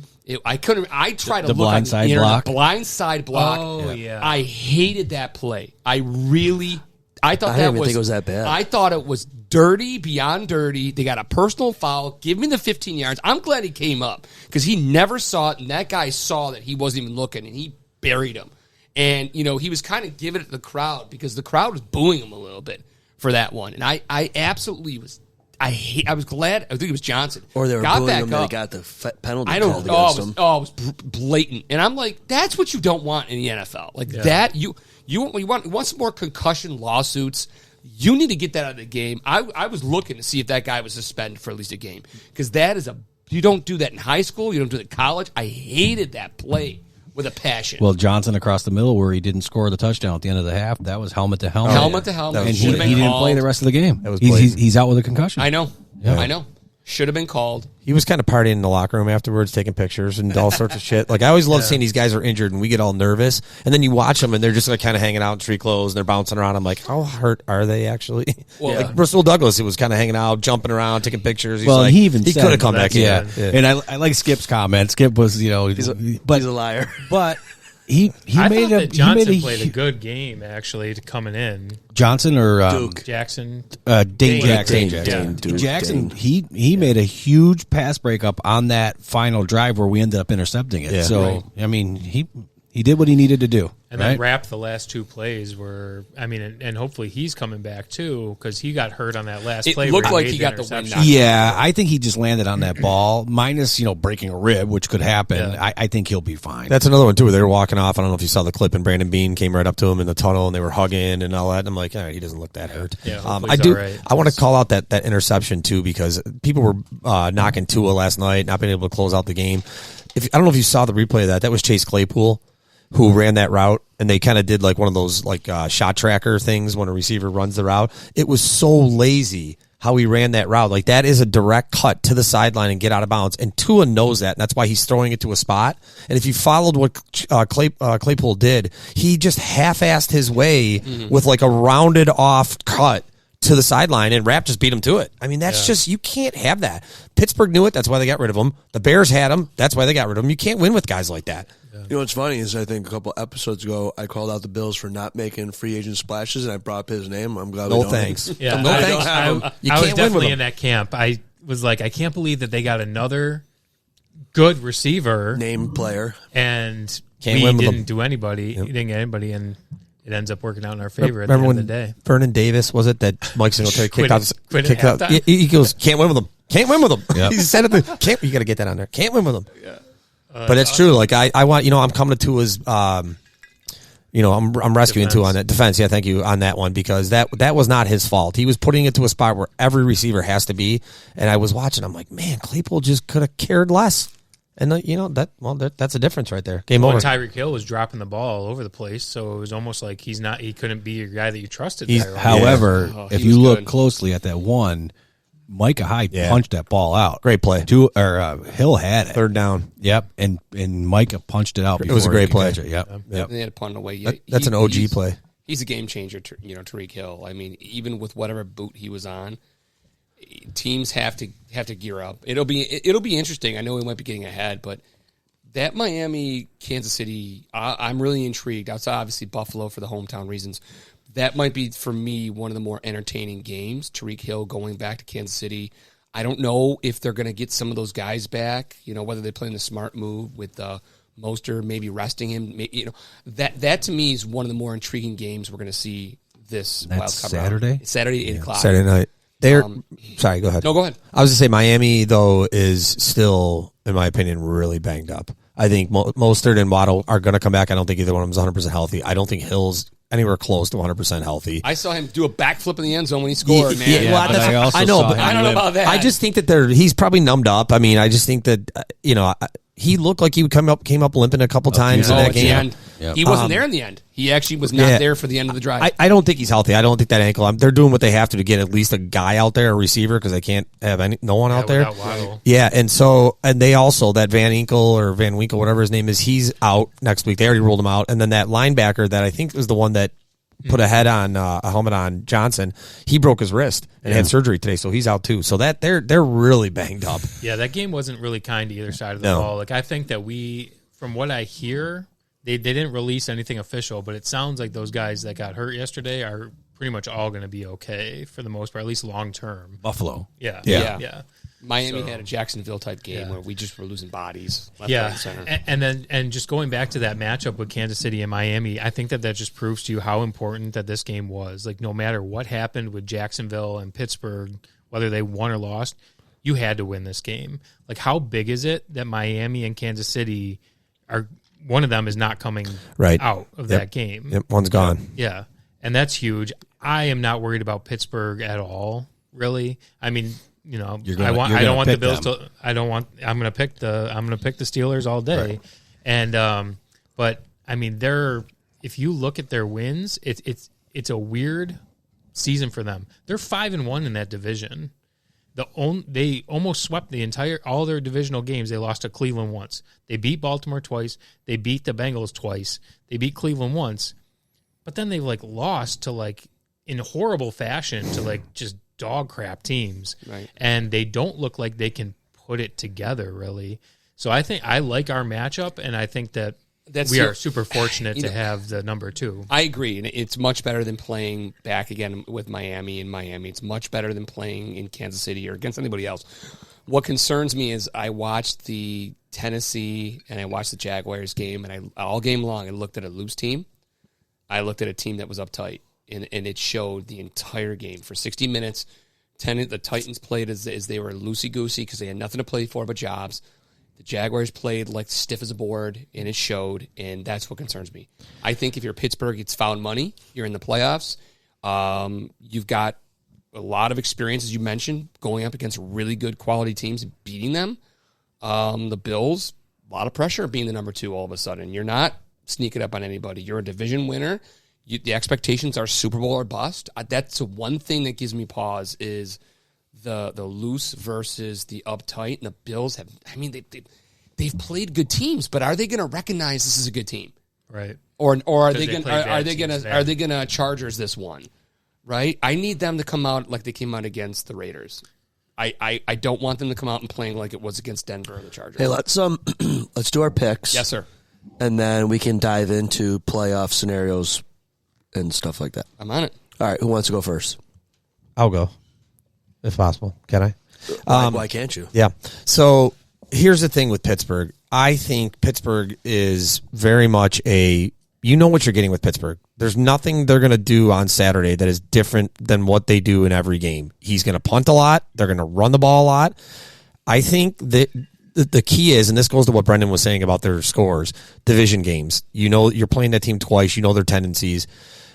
They are able to keep games really, really close. Tomlin is totally okay with playing offsides, delay of games, punt the ball back and forth. He's fine with that. Vrabel's the same way. And most of the time, you're going to get 8 wins out of it. And he snuck into the playoffs doing that. This is a game that if the Bills can somehow clean themselves up early on, not make mistakes, and get up on this team, I just don't see how Mason Rudolph is a quarterback that's going to be faced with a deficit in Buffalo, in the elements, coming back against that defense. I think it's that simple. If Pittsburgh sucks you into that game where possessions are limited, you're turning the ball over, you're not converting third downs, which is possible, they have a good defense, then that game is going to be what Pittsburgh wants. I just think the Bills need to score early on them, and I think it's going to be very difficult for Mason Rudolph and those elements to come back. I think it's a low-scoring game. I just don't see the Bills blowing them out. Okay, so I'm looking at the weather. Now, we all know in Buffalo or Western New York, It's going to be shitty. It's gonna changes. change every second. 40% chance of snow, low of 18, high of 22. Super windy. Don Paul said that the Sunday across the country is going to be a stormy day, so I don't think there's getting away from this weather forecast. I think it's going to be pretty shitty. It's supposed to be like 2 in Kansas City. Yeah, he said the wind chill he said 40 mile per hour gusts at the stadium. So it's going to be a ground and pound. Pittsburgh's built for it, but the Bills have shown they can do it. I think it's going to be a low-scoring game. I think you're looking at probably 16-7 Bills. That's my prediction. I have, just speaking of the weather, I have a great screenshot that I saved because I'm a genius. And it's nothing it's nothing factual. It's just something funny that I saw. So this was Ezekiel Elliott after the game that they just played in New England, snow game that they just played in, and his quote was, "When I was younger, I always wanted to play in a game in the snow. Then I play a game in the snow and was like, that kind of sucked." It looked miserable. Yeah. Who's next? Sean. I can go next. Okay. I'm gonna push back a little bit with Brendan because that's kind of what I usually do. I think the Bills take all those lessons, all those painful defeats against teams they should have beaten. If there's anything we can take solace in, is that they're going to respect this team. If they don't respect the Steelers, regardless of their schedule, they only have to look at their own record against the Jaguars, against Bengals, Denver, New England, painfully against the Broncos in New England, and the Jets, to realize they're mortal, they're not gods, they're not coming in with a first round. They need to understand they're not necessarily going to be or should be overconfident. That being said, I think Bills Mafia is going to go crazy. Mm-hmm. Josh, my prediction is calls them out. Mm-hmm. Yeah, he did. They make an impact. Yep. I like the Bills 37-17. I like Kyle Allen starts the fourth quarter, and it's at no point are we sweating at all. I still have reservations. I absolutely can. I've seen enough of the Bills to see the aggravation, but this game at least they take all their lessons they've learned throughout the season. They apply them. McDermott shows us why he's going to be back next year, and it's not going to be Bill Belichick, and they roll them 37-17. I'll tell you again, TJ Watt, that's massive. Huge. Yeah, that's big. That my pick is not that. That's what one player can do out of 22 on offense defense. Yeah. But they base a lot of what they do on their pass rush and creating chaos. And if he's not there and Allen has a little bit extra time to throw, that puts a ton of pressure on their DBs, which aren't great. Right. Yep. So, Sean, your pick last week of Dolphins not getting in the playoff, or the Bills not getting into the playoffs, was that just to go against go along Spark with the fire. go with Brendan and like superstition? Yeah, it was kind of like Brendan, which was like at least I would feel good because I mean it was trending. They didn't get any help Saturday. And shout out to Mike's wife Kelly, who did predict no points in the first quarter. Yeah. I Was know. it quarter or half? Quarter. She said first quarter. And I wasn't that far off. And her score, I believe, was 20 to 17 or 21-17. It was really close. Right. Oh, So yeah, I think it was 24-17 was her pick. okay. Yes. Yeah. And I'll take it. I'll eat it. I got no problems with it because I'm happy of the end results. All right, Brendan, I've already started your pick for the Steelers. Yeah, I mean, I'm on a 5-game streak here, picking against the Bills, and there's I love it. no way in hell that I'm going to stop picking against them now. Yeah. So I think that the Bills are going to have a great game. Like I said, I really don't think much of the Steelers. We are due for playing a good game. I mean, say what you will about us beating the Cowboys. I don't know what the situation was there, if the Cowboys were just in a bad place, if we just clicked. But I love that win. I don't put a lot of stock in how much we beat them by. We beat them, yes. I don't put a lot of stock in it. I think we need to step on somebody's throat this week. We cannot be having these one-possession wins against a team like the Steelers. So my prediction is going to be Bills 28, Steelers 6. No, Steelers 28, Bills 6. Sorry. Said what I really wanted to say. Okay, Mike. All right. So should I just start yours off like 31. you did? Yeah.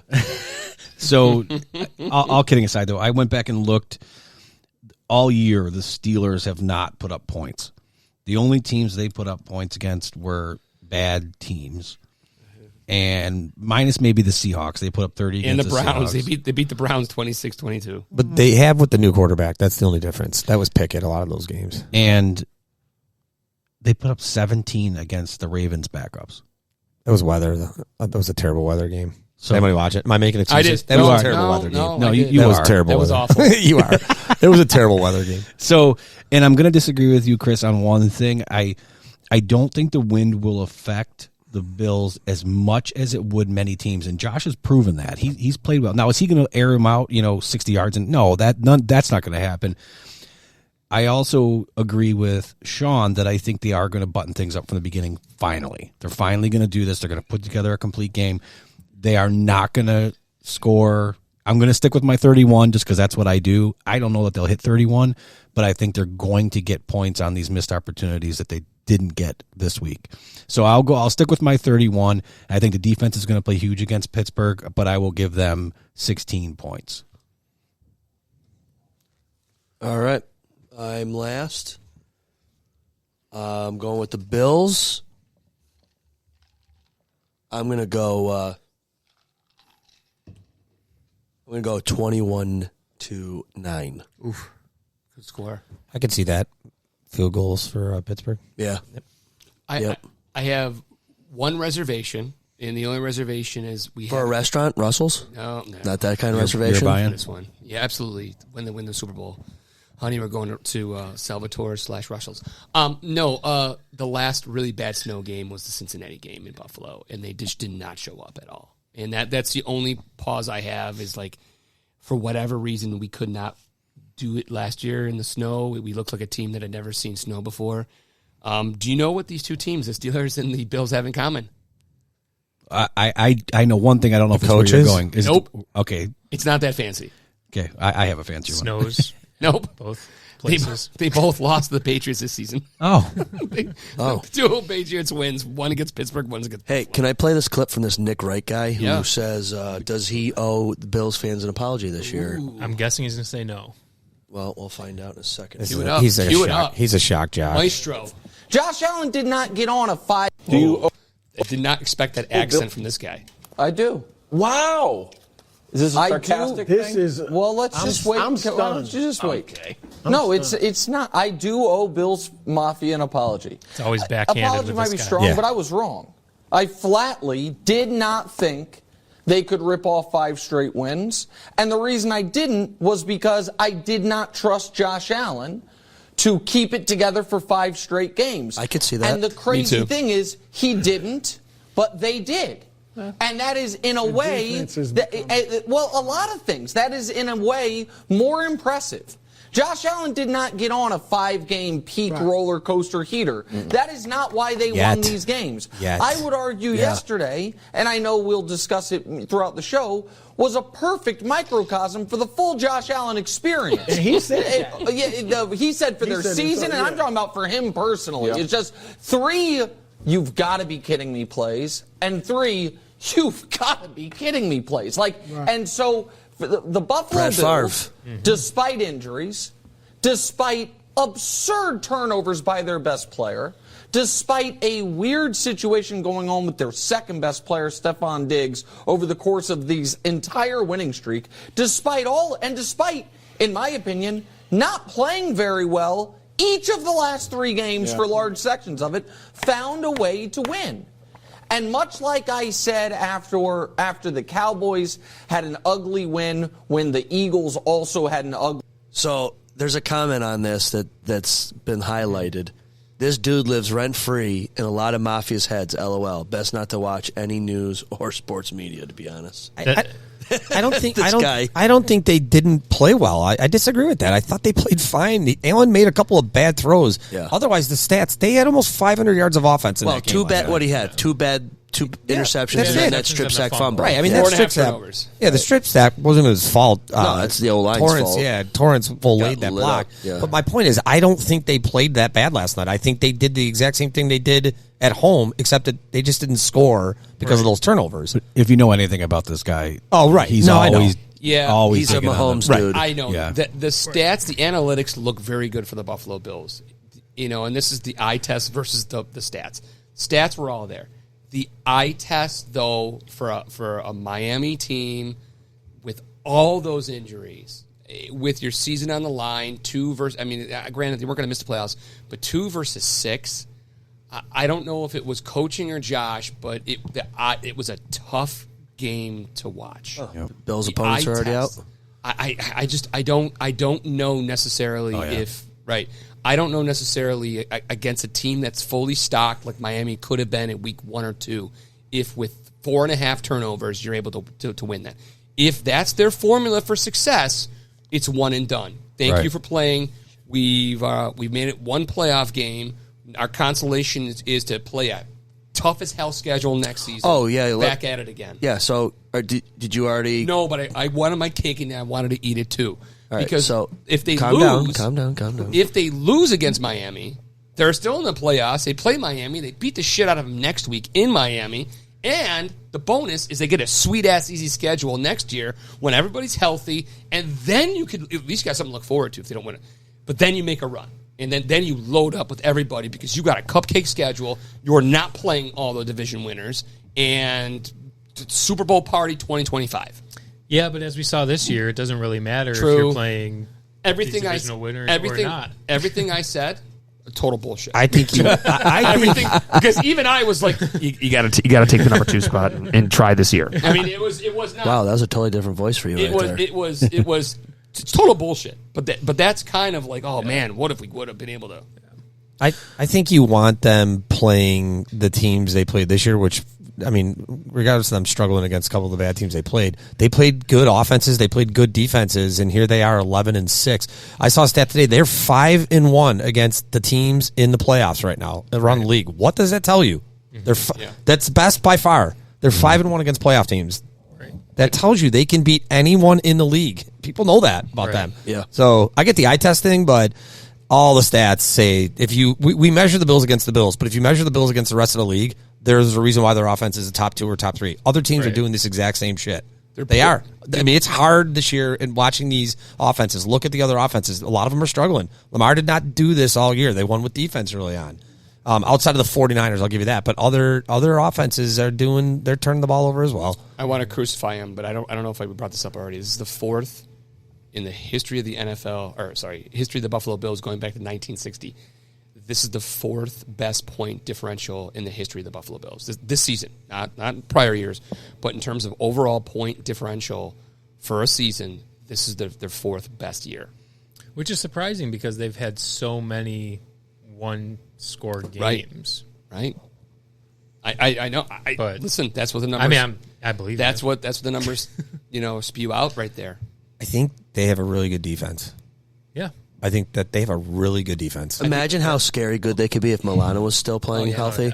Milano, I don't think there's been a huge drop off. No, absolutely not. But, just to add him. Sure. Right, for sure. Right. I think their defense is quietly good. I don't think they're out there beating their chest and everyone's holding their defensive juggernaut. I think they're quietly really good. Well, there's so many no-name corners that people don't know who they are. Right. Sure, they might know Hyde and Poyer, maybe. They've been Pro Bowl guys. You might know a couple guys on the D-line, but not really. How many guys know Rousseau and Floyd outside of Bills fans? Right. Not really. Speaking of Pro Bowls, or how pissed are you that Josh was not named a Pro Bowler? I don't care. I don't care. Yeah. What I mean, who does care? Tyler Huntley was in it last year. The backup for Baltimore was in the Pro Bowl for I shit's will sake. tell you this, though. It's not going to happen. Josh is not going to get the MVP.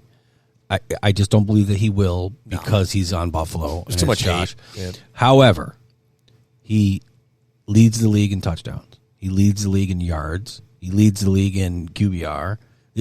He should be a hands-down pick for MVP. I agree. And he's not going to be. Lamar's going to get it. That's my prediction. Unless the Bills take out the Ravens. And Josh it's has a regular some supposed to be game, regular right? season. Oh, never mind. Yeah. I like the Ravens get knocked out. I got. All right, well, let's go to that. What do we see? Okay, so Well, and just to Mike's point, the only trophy I care about is the one at the end. Of the He's season. right. Yes. He's right. the Lombardi. Yeah. There's no. I don't care if we don't have a single Pro Bowler on this whole absolutely team. right. I don't care if nobody gets MVPs. I agree. Give all the MVPs to the other team when we win the games. I don't care. We Okay, want the so Lombardi. let's go into the playoffs here a second. When and if the Bills win, they're still a 2. They Ravens are 1. right. So we would get the second lowest Right. seed, which could be either Miami Houston. or Houston. CJ, It could be. No, you get yeah. Kansas City. or Cleveland. Right. It depends Or on Cleveland. the outcomes. Right. Baltimore's going to get. It won't be. Cleveland. Baltimore's So going to get the Baltimore's- crappiest team left. Here's the thing: you can't play Baltimore until you're playing for the Super Bowl, Right. Until the AFC Championship. Championship, You right. can't get them being the number 2. We wouldn't get Kansas City next after the game after, would we? I would think Depends so, on actually. what No, we happens with the. we actually two, could. We actually 4, could. yeah. Yep. We could end up with either Miami or Kansas City. In fact, we will end up with Miami or Kansas City because the loser of the. Well, it depends. It depends. If Kansas Wait, City wins, oh, you're right. You're right. Because if Kansas City wins, they're coming to Buffalo. right, That's it. Right, because we'll be 2 and Miami's 3, at 2 and 6. 3. 2 and 3, and then Yeah. 1 in whatever is left is going Right. to play. Yeah. Yeah, if Miami wins, they're going to play Baltimore. Okay, Which so actually, who would we I rather love see? That situation. I don't know. This is the playoffs, so I just don't. This is the playoffs. I was waiting for it. Playoffs. I wanted to say it myself. You kidding me? You got to. I mean, the Bills have shown they can beat good teams. I think whoever they get, it's going to be close games, and I don't think it matters at this point. I think that Baltimore game is where I mean, without looking ahead, I think that's what I'm looking at is the Bills going to Baltimore. I think they can beat any team that they have to face. I think they can beat Cleveland. I think they can make Flacco look poor. I think they could. They've done it to Mahomes already. Do you know what makes me nervous from a Baltimore standpoint? Their players are going to have 3 consecutive weeks off. Yeah, but that's not necessarily a great thing. That's what I'm saying. I don't know. I think that's too much time. I get it. Resting, especially watching what the Dolphins did, Right. blowing up players. It's a grind, and I would gladly take the bye. Don't get me wrong. But, wow. I could see Cleveland going in there. 3 weeks off. That might be CJ just Stroud too looks pretty much good, though. rust. I think Baltimore defense would make him look No. really silly. I Oh, think you're already in- talking about- I think in the playoffs, though. Oh, you're talking about Cleveland. Yeah. and them, I don't know about in the playoffs, though. With the rookie. I think CJ Yeah, Stroud's better than he's facing good defense Flacco. now. They're Yeah. someone's gonna dial. He's gonna be seeing things he hasn't seen all year. They had a really easy schedule. The Texans. My buddy of mine's a lifelong Cleveland Browns fan, and he posted this shirt. I don't know if you guys can see it from there, but it says Flacco around and find out. Well, that's better than the notorious Cleveland quarterback jerseys that they always show that have all of the quarterbacks Oh, the since 17? 1999. and they're up to like 30 quarterbacks or something since 1999. Flacco's going to face some heat too. Like in those 3 games he just played in, he had ideal situations in the teams he was playing against. He's going to face a defense that gets a pass rush on him, and then what? He's going to look like Joe Flacco from the Jets. Yeah. Right. Someone's going to do it to him. Yeah. You two got to bounce at 8:30. Yeah. Okay. Do we want to get into any BSing before you guys take off, or If you want to BS, I'm fine. Wait, one more football thing, and then we can BS. But this is not really important. It's just you had mentioned what do the teams have in common, Pittsburgh and Buffalo. Yeah. Did you Google that? No. I actually had Genius. There's like a list. I had this screenshotted. McDermott, Tomlin, and Joe Brady all played for William and Mary. Yeah. Yes. okay? Yeah. There you go, the tree. Actually, William and Mary posted something about the game. Saying, Oh, really? like, this is the William and Mary Bowl or whatever they want to call it. I was going to say What? about the Bills going into this game. I think they know this is different. The Bills, they've been building for the last couple of years for this moment, in my opinion. Like it, regardless of how it happened, this is a tested team. This is a seasoned veteran group. A team that is professionally disappointed in themselves. Right, but that's my point. I think they're getting to a point now where they know the clock is ticking on them.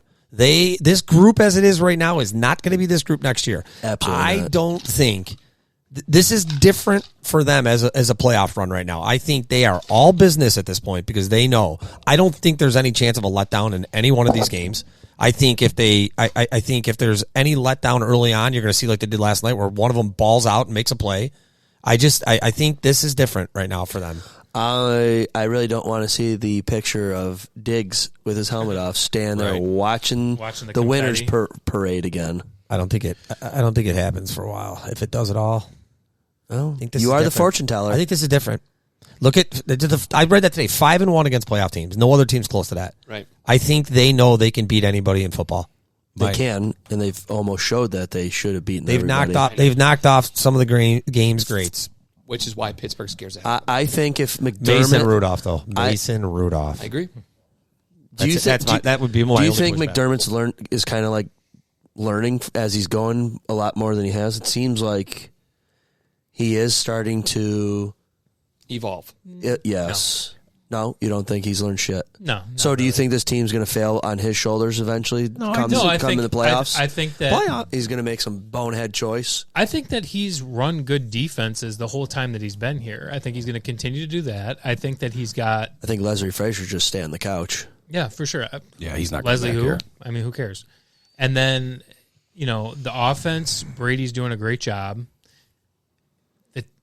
I don't think that he's ever going to be good at time management and still making the right decisions. Not a lot of them are, using though. timeouts and stuff. And I think that's just a function of you're just not a fortune teller. I mean, yeah, we shit on him at like times when it seems stupid, but hindsight's 20/20, and you kind of wish you had some back.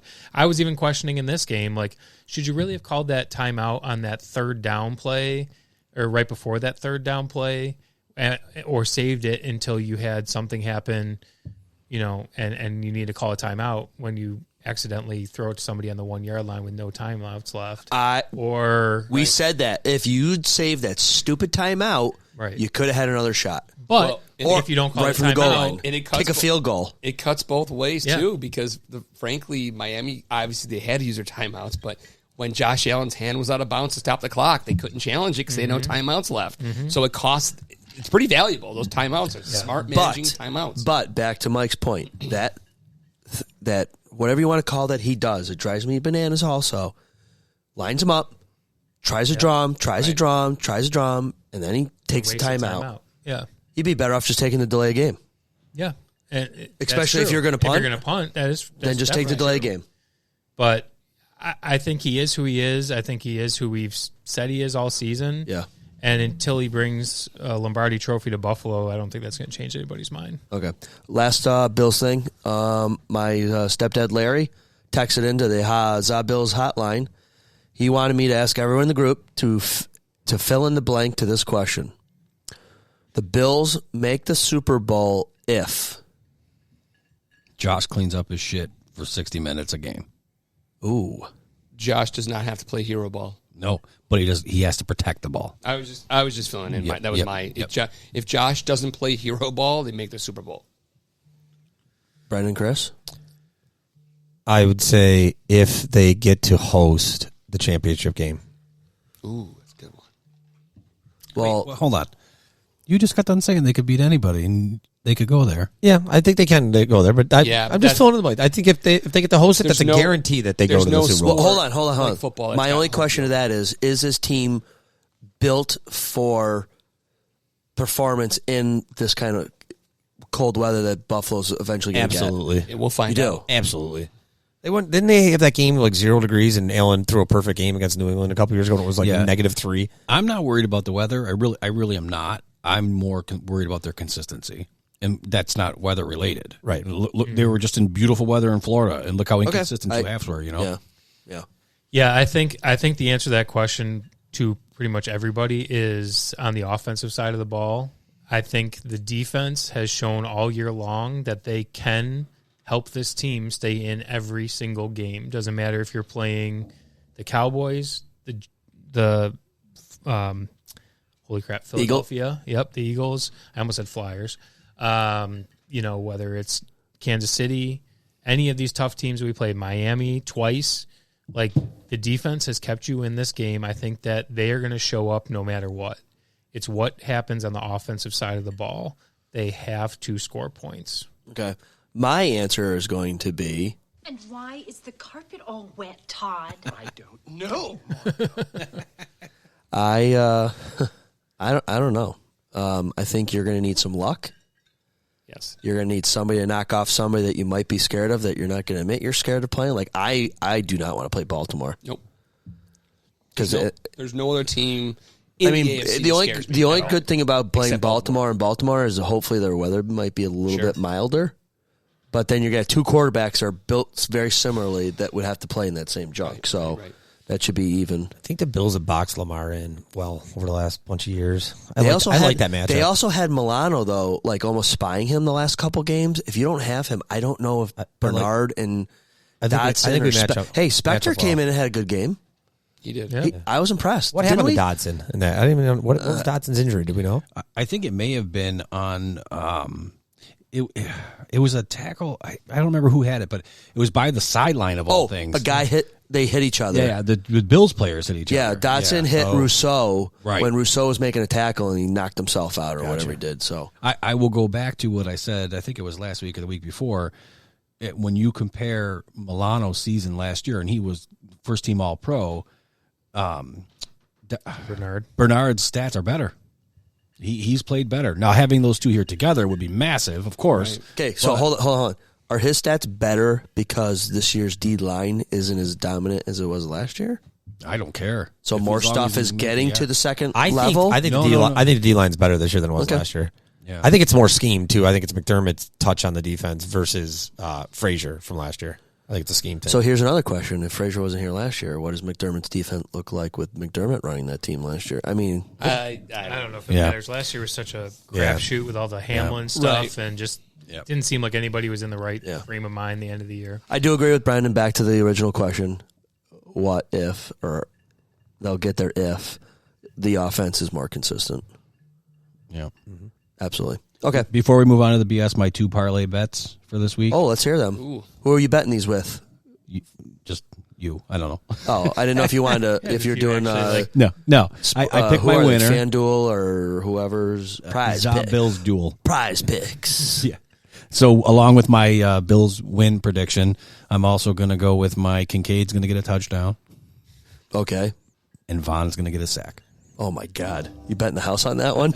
I'm betting $1 and I win $1 million. If how close? How even close was he to getting one in this past game? I don't even think he was. I don't even know how many plays he actually was out there for. I saw him out Google there for that. a few. Sean, Google how many snaps you saw. He didn't do much. They didn't get really home though on Tua. Like I didn't see Rousseau, Epineza. None of them got close. To be honest with you.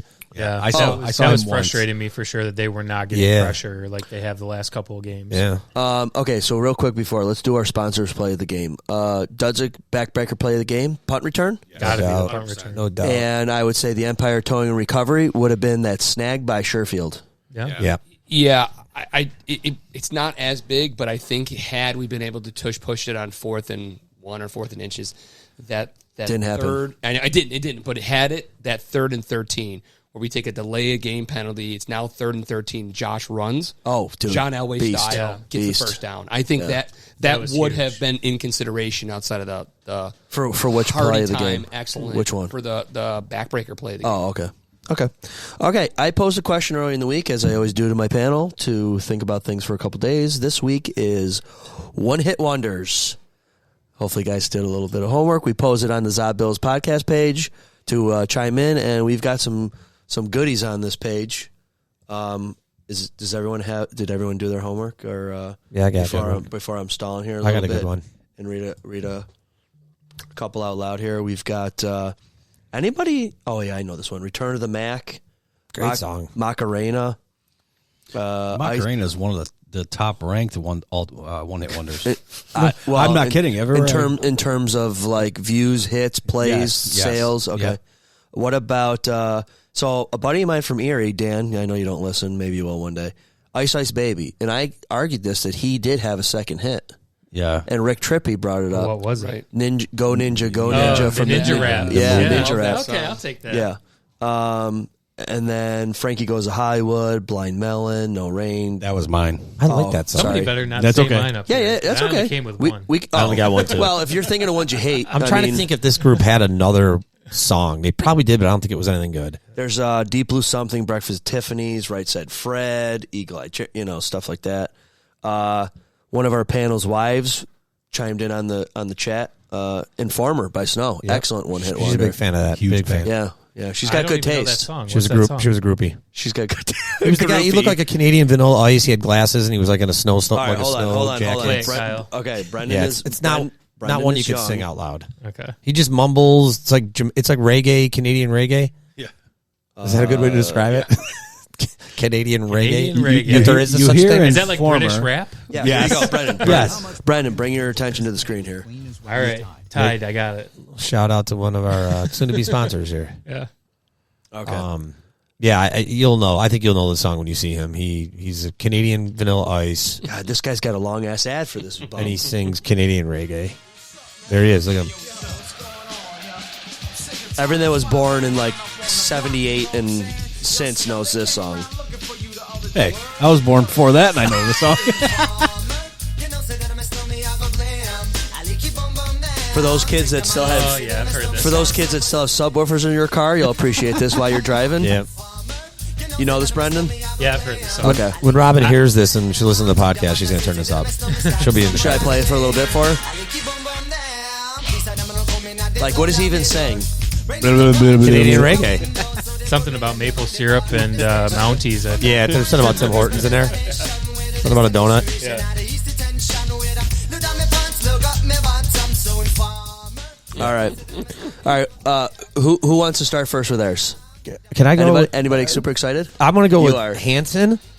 Bop. Bop. Is that? Did they have another song beyond that? I don't think they I did. doubt it. They probably did. So then this qualifies it as one hit wonder. If we don't know if they had another song, That was your favorite? I mean, I still They're can not a bounce my head to one-hit this if I wonder. hear it. It's still. This it's is still, not. They They're have not no. a one-hit wonder. They had a couple songs. Are we sure? That's all right. We'll play it anyways. I'd like to know. That's what I'm saying. What are the other songs they had I guess it is their most famous song, but they had a couple other ones, especially when they got older. on the radio? I got Yeah, a couple. I I got a want. couple. I got a couple I want to bring up, but I'll look it up. Go for any parents that push their kids into music, because this is the top of the mountains. All three of your kids form a band and they become a worldwide sensation. It's Go like Bop. Jonas Brothers. Almost. Yeah. I thought it could be our worst one hit wonder too. I wasn't a huge fan of you know it. what? This is on the. Most It goes hated. either I'm in way. the middle on this one. Okay. All right. Who's got another one they want to fire off? I got one. You can give me more than one. I don't care. I got one, and it's because I still turn it up in the car. You can't beat Falco's "Rock Me Amadeus." Oh, dude, that was on my list. You just can't top that one. I'll still play that one loud, and I will also play Men in Hat "We Can Dance" loud. That one's fantastic too. I wonder, Terrible. I wonder if music Brendan video. knows this song. I'm gonna I bet don't the. know who I'm gonna bet the. Falco I'm gonna bet the is. under on him not knowing the song. Sometimes I know songs and not the artist. hammering the under on so, this. let's see. Wow, what is this? I don't know. Great This is a graphics. terrible pre-MTV music video. You Yep. got to zoom it up. Looks like brothers. Commodore 64 graphics here. Zoom it up. There it is. I wonder if Skip likes this song. Skip, you love this song. This is like a bad PowerPoint. Oh, is this the one that goes Amadeus? Yes, sir. Okay, I know that. He's Oh, he does it. know it. All right, I We lost got my young money. generation. I lost my money. Does this song should hit the This over. song reminds me of Rock Me Casbah a little bit. And then do you guys buy into the would you say controversy about what he's actually saying in that Casbah song, the Cash Box? No, or whatever is. I used to do a lesson on that with the Middle East with that song. Oh yeah. Yeah. No. I watch a lot of movies, so I've heard this song in movies for sure. Well, there's also a Simpsons parody too, with Planet of the Apes. Oh yes. I probably actually know it more from that than anything else.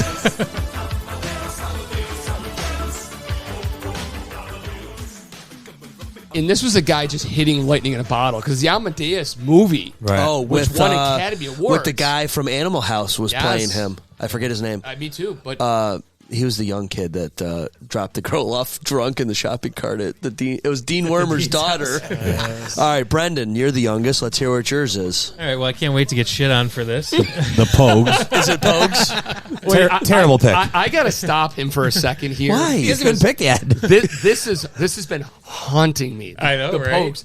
Honest to God, I don't listen. I don't cheat on this podcast a lot. I want you to, so you can get ideas, so we I can do. do new news. Ongoing History of New Music by Alan Cross, which is a huge He's Canadian awesome. podcast. That dude's awesome. I love to He listen does to his him. thousands episode. He tells a story about your guy from the Pogues. Oh, yeah? Where he's Son about of a bitch, He's really? honest to God. The last one he did, he came out on the stage with what's the lead singer's name? Shane McGowan. McGowan, yeah. Shane McGowan. He's standing 15 feet from the lead singer of the Pogues. He's telling the story like last week. I'm like, this is unbelievable. And he's like, I could smell the alcohol 15 feet away. And that was it. He like passed out on the That's stage. funny. It's like being at this table. Sorry, Brendan. Go, Brendan. Go. No, it's okay. So this song has been covered many, many times, but I don't know. Oh, I don't like where this is going. No, it's good. Well, you'll see if it's good.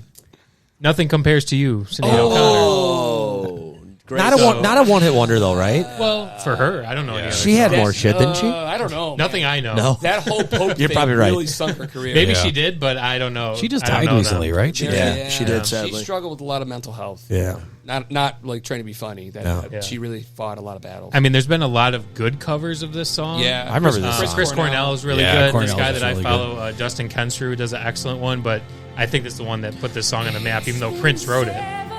And didn't Chris Cornell's daughter cover it too after he died? Probably. Yeah, I think she did. It was really good. Yeah. If you talk to a lot of musicians, they talk about her voice and her range and stuff like that.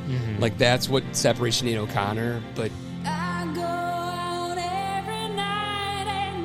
Try to bring the Irish to this song. I know, to I this figured Shane podcast, McGowan's you know? up there. He's smiling with this pick, Brendan. This was when this song came out and this video came out. This was, if you remember it, there was not a lot like this. Yeah. She definitely was different. It was kind of shocking. Then her famous Saturday Night Live skit when she tore the picture up of the Pope wasn't that her? That was her. They talk about that She had, on she had death threats and everything. Dana Carvey and David Spade's podcast because he apparently had the picture in his possession, and they're like, no, you got to give that back to us. Oh wow! Oh, once it was ripped? Yeah. Oh, wow. Yeah.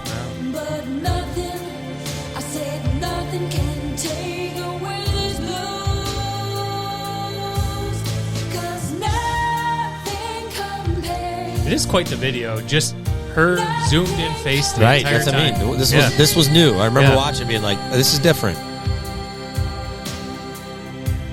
Mike, What do you got, Mike? Sorry, I read something that's not very pleasant. So we'll get back to this though.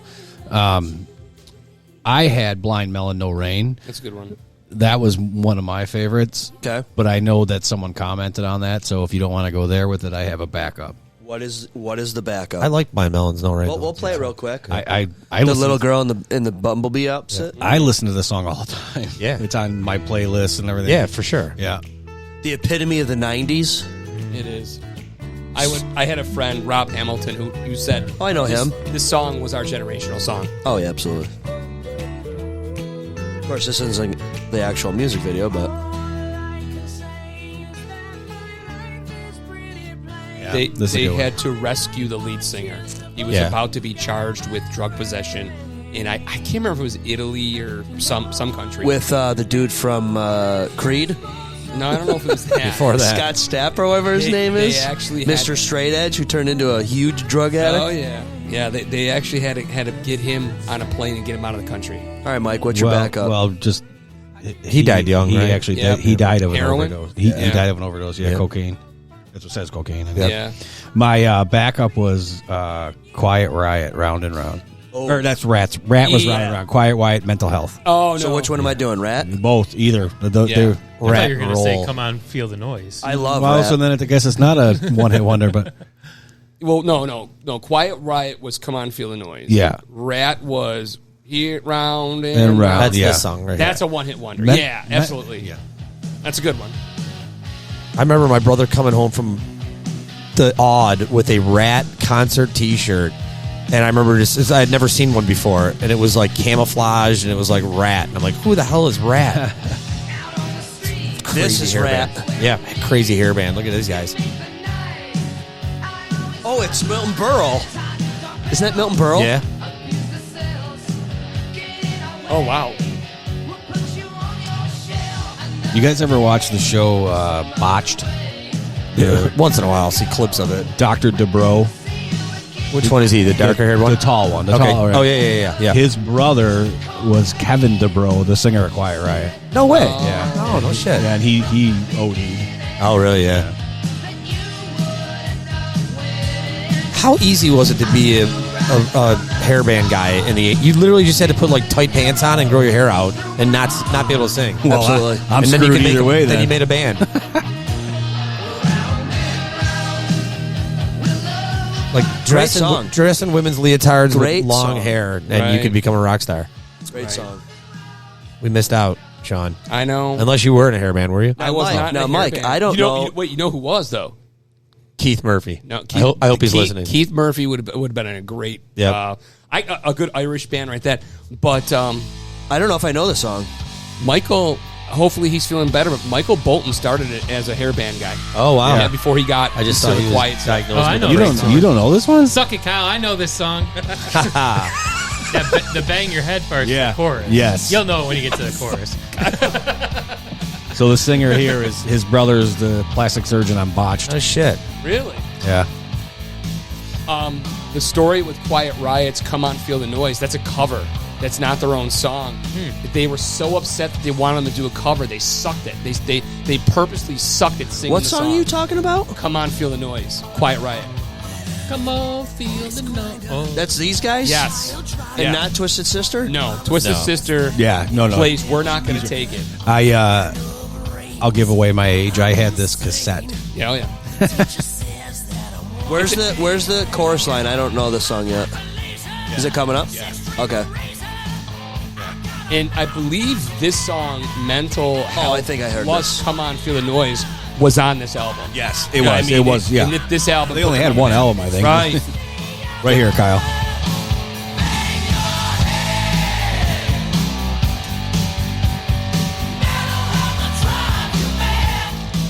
Okay. I like it. I'm banging my head right now. Yeah. Once again, I probably know that from a movie or something. I got another one if you want to go more alternative. Can I do it and then we'll go to Yeah, you? yeah, Kyle, go okay, for it. so Yeah. here's mine.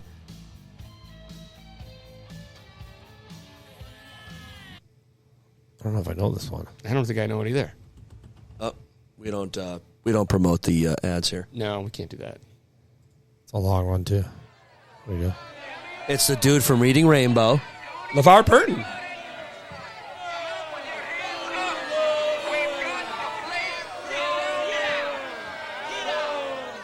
Does he sing this? He does not.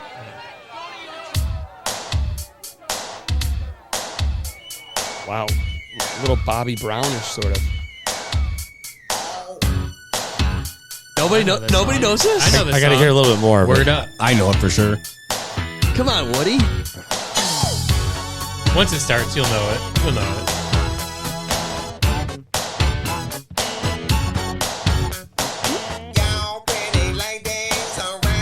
Yeah, how could you not know this one? Not yet.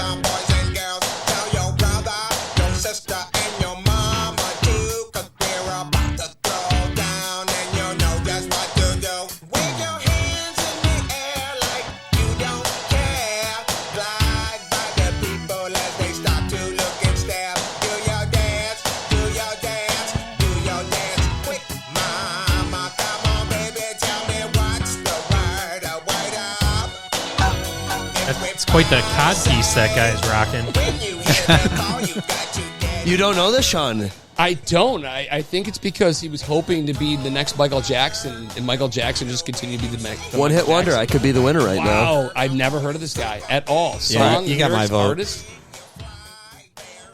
I mean, I can see why it was successful, but I've never heard of that song in my entire life. All right. Well, this is another one of my favorites. Oh yeah, 16 Candles. Wedding Crashers. No. No, 16 Candles. No, Adam Sandler. Wedding Singer. Wedding Singer. Yeah, that's what it was. Great movie. I love the Wedding Singer. When Steve Buscemi's singing Yes. That's a good one. Yeah, this is a good one. It seemed like the 80s was the birth of 80s was the one-hit best. wonders. Was It's the good, best but decade of music. ton of one-hit wonders.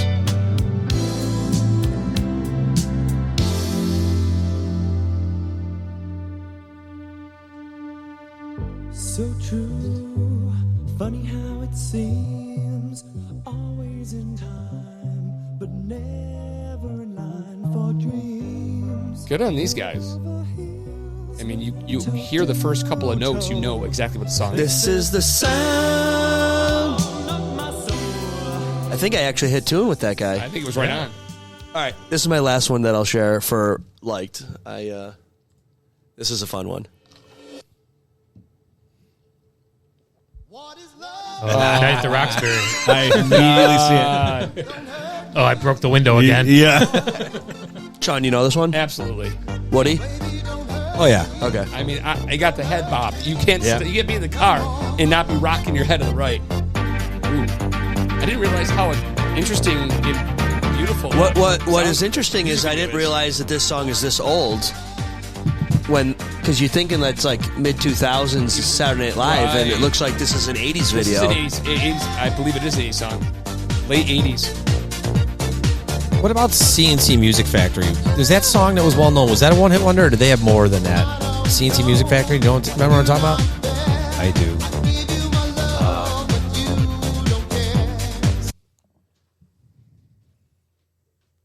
Oh, I got a good one after this. Oh, I guess they had a couple of different ones. Yeah. Which one? one? Snap. 93. Yeah, Snap. The power. Snap. This might be Recently. one-hit wonder. Sorry, Ryan Reynolds. This was not an 80s song either. That was 1993. What was? What is Love? Wow, really? Yeah. They had a bad production value. I was going to say. Someone's going to be like, I'm on the wrong podcast. Oh, yeah. Oh, yeah, that's a good one. Every rock jock song. This was like 6th, 7th grade dance in junior high song. Yeah. Yep. Yeah. All right. I got one for you, Kyle. What you got? What you got? Crash Test Dummies. Oh, yeah. I had this CD, actually. Wow. Good song. Yeah. Good song. They had a couple songs. They are I don't know. I don't know. Peter Pumpkinhead. You ever heard that one by them? No. Really good. This song was so weird. It was weird. It still is. It's listenable. Like, you can listen to it, though. Yeah. They played at the Riviera not that long ago. Oh, really? Yeah, I think they still tour.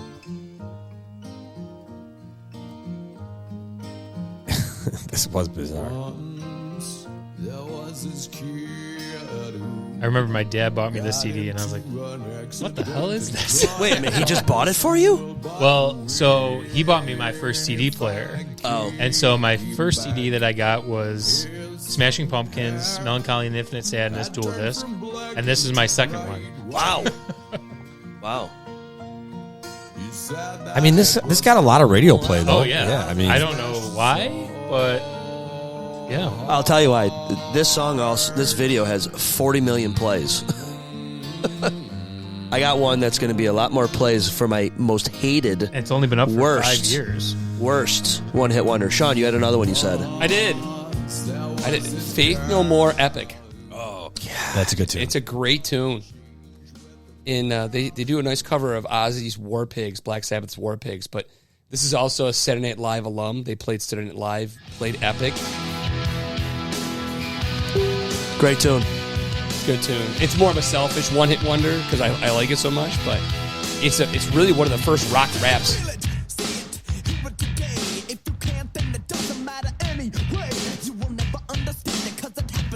Mike, they were on a very famous tour with a very famous bands, plural. Who were they on tour with?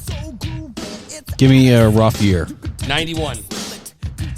Nirvana. Pearl Jam? Nope. Metallica. They were the opener for Metallica Oh, and no Guns shit. N' Roses. Okay. That's the only reason I guess. I did not know Oh, that was the stadium tour. Yes. Oh, They yeah. played opening Monsters with- of Rock. Was that Monsters of Rock? I don't know But if it it was was that. they played at the Ralph at the time. They Or played, Rich. They opened for so that Guns N' Roses or Metallica weren't considered the opener. They opened, and then you had Guns N' Roses, and then you followed by Metallica, or they flipped. Hey, Mike, we haven't gotten to the BS section for this yet, but somebody commented on the Facebook picture that toast is so good. Yeah, it's really good. Yeah, Okay. I shared that to the group. So did I. So We before, both did. Well, that's how it goes. Yeah, That recording night. so before you two leave, I'm going to play what I think is the most ridiculous one-hit wonder. Like you're upset that it was successful, or like Oh God. Can't tell me that this has got to be the worst. This guy still sells out I like know. insane stadium shows. dude, if you have a dance to your song, you're set for life. Yeah. I mean, This video has 5 billion I views. believe it. I'm kind I of mean, there are Imagine how much there money are he's like making off of this video. There are like 3 billion people in South Korea. So is that where you're from? South Korea? Yeah, Yeah. Korea. So that could be part of it. And remember, he was. And you don't understand a goddamn thing he says. Sounds cool though. It does. It's catchy. Well, isn't he speaking Korean? And then he busts out some like Korean-lish in here. But he was also wasn't he a flameout on America's Got Talent? No, wrong guy. Am I thinking of the wrong guy? Yeah, that was. Hang on, I'll get him. It's probably somebody that danced to his song or something like that. Oh man. But honestly, he's William Hong. You're thinking of? I mean, this has got a catchy little chorus that you don't know what he's saying. It's the dance. Everyone likes to dance. I'm kind of surprised you don't like this song, Kyle. It seems like you would like this song I'm after appalled some of that the you other said that. some of the other songs that you've liked. I'm appalled. Appalled. I mean, it is catchy. With all your Miley Cyrus and who's that weird dude we just listened to last week? The Pogues. No, not the Pogues. Weird dude. The Body Shop guy. Oh, Sam Cooke. Oh yeah. I'm gonna have this stupid ass song in my head for like 4 days now. Everybody did that dance at their wedding for like 5-6 years. Yeah. You know, I got a song that will stick in your head too. That's annoyingly one-hit wonder. Sex and Candy. Oh yeah, Marcy Playground. Marcy Playground. Never heard of them again before or after. But they just dropped this song For and all of those bands that never had a number one hit and those idiots Yeah. scored Yeah. a number one hit. You know, MTV, the story. They put the lead singer out in front of MTV with an open guitar case for money, and no one recognized who he was. He's playing music outside. Yeah. No, he got the number one hit in America. This song. And they're kind of mocking him, but it was really funny. Yeah. He's out there with a guitar, and people are throwing him quarters and walking on. Yeah, this song gets stuck in my head every time I hear it. I got to peace out. Woody, Yep. thanks for coming. Take it easy, buddy. Episode 19, you've been great. Thank you. We'll see you on episode 20. Thanks for having me. Absolutely. All right, Go drive Bills. safe. Talk about the Bills victory. Go Bills. I'm gonna jet too. Okay. I got a national championship viewing get together. Football party? Yeah, unfortunately. Okay. So What's the score of that game? I have no idea, but my buddy's a big Michigan fan, so They're winning. I hate I'll be Michigan. chewing. Michigan's winning. I'll be Oof. cheering hard for Washington. Game's already over. Michigan's winning 14-3, and they're driving. They're on Washington. Yeah, don't forget your swag. It's all right. It's more to go drink. Yeah, I'm an Ohio State fan, so. Oh, yeah, that hurts. All right, see you guys. Go All Bills. right, Brendan, go Bills. See ya. Episode 20. It's 20 or 19? In episode 20. Yes, sir. We'll see him in episode 20. Okay. Mike, you got any more one-hit wonders? Living Color, Cult of Personality. That's a good one. good one. That's a really good song, though.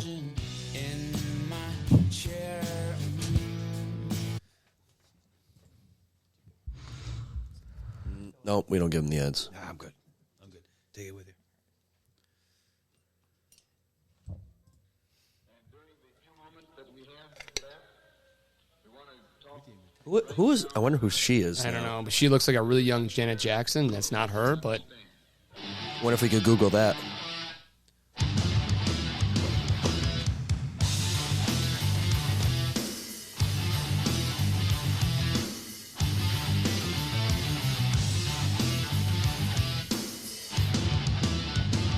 In my eyes, what do you see? That's probably going to be the negative feedback this week. Host, don't sing the song.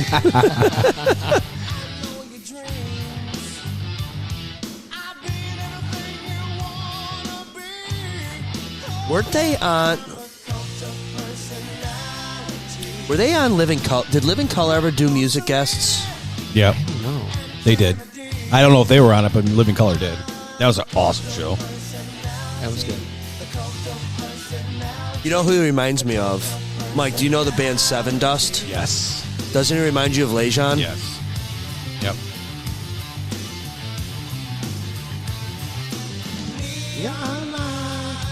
Oh, now I get to learn what he's saying with the CC on this video.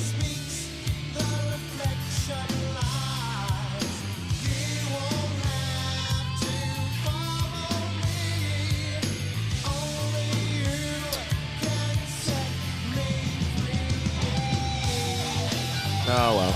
Now, this screams 90s, but this is also a 1988 song. Yes. Which is Yes. just, you think this would kind of make it early 90s. It's got a little Van Halen swag to it with the guitars, but it's a late 80s sound.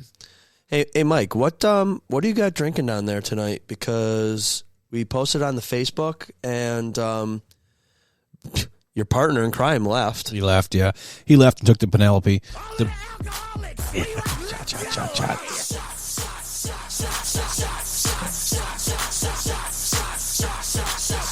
Everybody. So what did you guys have down there tonight? So we had Penelope. He took the bottle. It was a small batch, I believe. We've had that here before. Correct. That's a returning customer. Yep.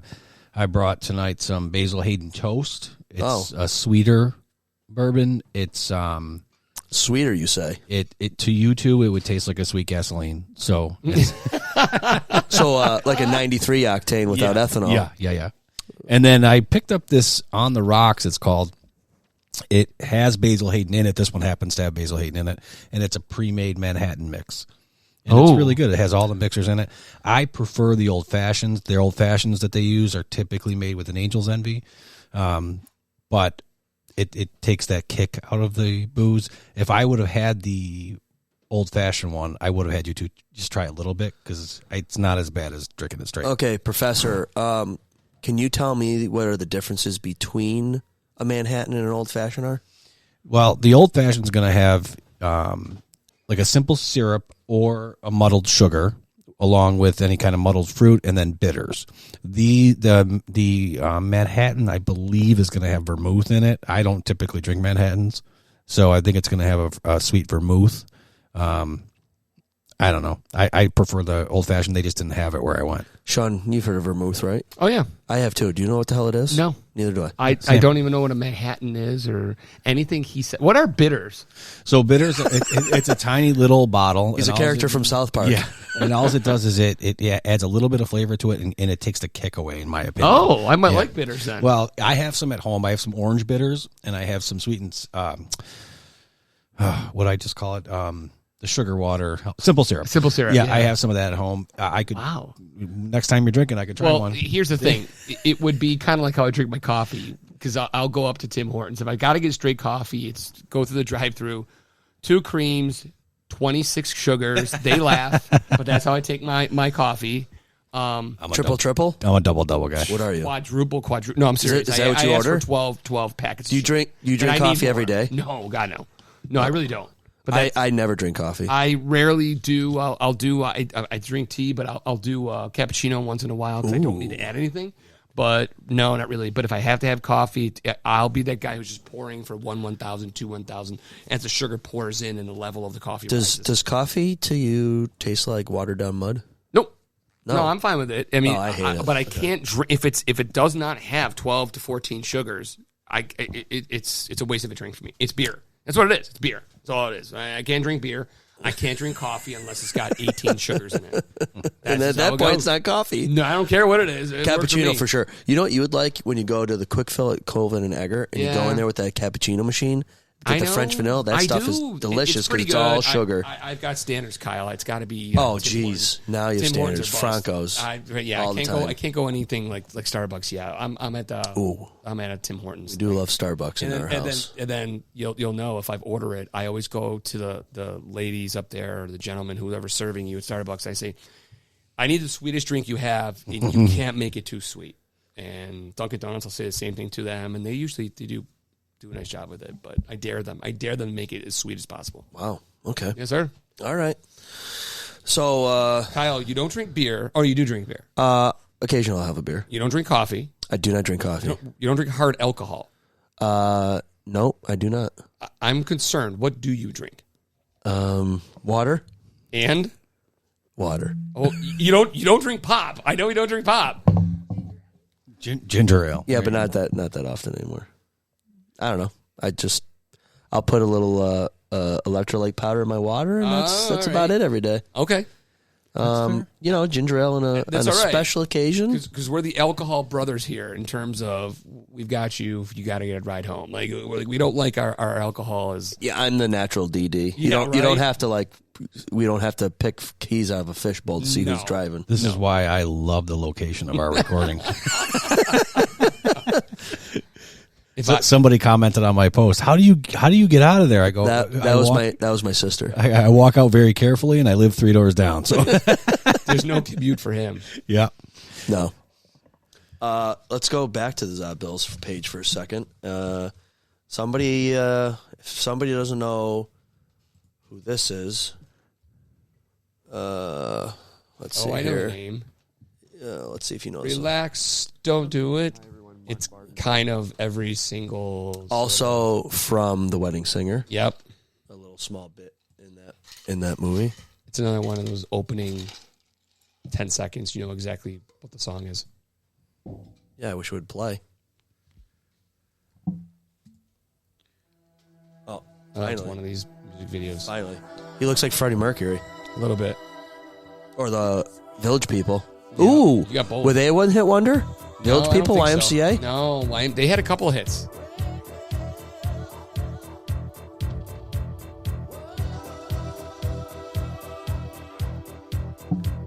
In the Navy, that's what the other one. YMCA had YMCA. Hey, Mike, you're getting some good traction on this post here. Yeah, I saw that, yeah.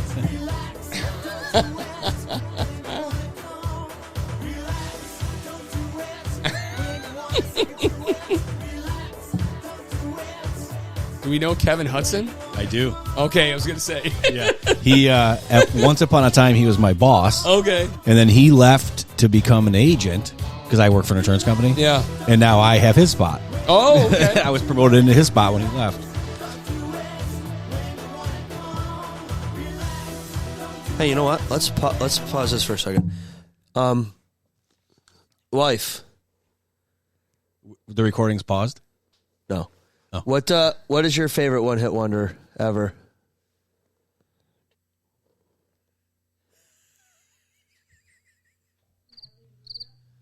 Oh, I know exactly what you're talking about. That's a good one. Yeah, she's good. They're going to say, don't let Sean sing along anymore. That's fine. I'll make you look good, This Kyle. is the second time Sean's sung I don't know along. the lyrics. I don't have the beat. I got nothing. Sean, do you know the song you said? Oh, my God. She's got a kind of thing where she's singing right in the camera. This is my buddy Jesse's all-time favorite song. Wow. Sorry, I don't know if I... Thought I saw a man brought to life. Good song, good video, good voice. Hard to believe she couldn't get another hit.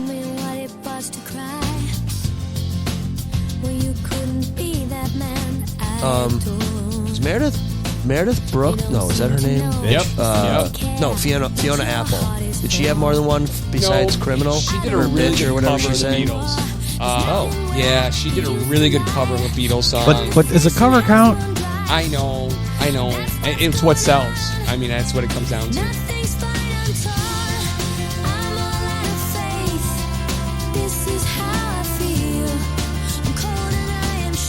almost thought that was Bradley Cooper for a second. Yeah, she's really good. You got a couple from that era.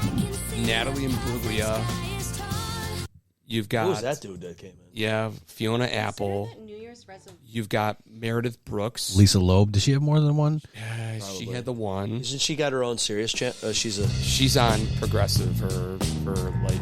I think she's on 90s on 9 a lot as a host. She's got one. And then what was the girl who sang If God Was One of Us? Joan Osborne. Joan Osborne. It was all at that same time period. Yep. So how about Natalie Merchant? I know she was in 10,000 Maniacs. Yes. But on her own, did she have more than one? You know, if you're in a band and you go solo... Doesn't count? I don't think it counts. Oh. This is considered to be one of the most sexiest videos ever put out. I don't know. Did you see that Quiet Riot video we watched? That was good too. But this is more of a sleek sexy. And not the Body Shop video? No, well, that's in your face sex. We're going to be here. This is the implying. It very much implying. Oh man. If you want to go with amazingly great videos, Chris Isaac. Wicked Game? Wicked Game. Yeah. There's nothing that's going to top that. All right, hold on. It should pick up in a second here. Hey, F.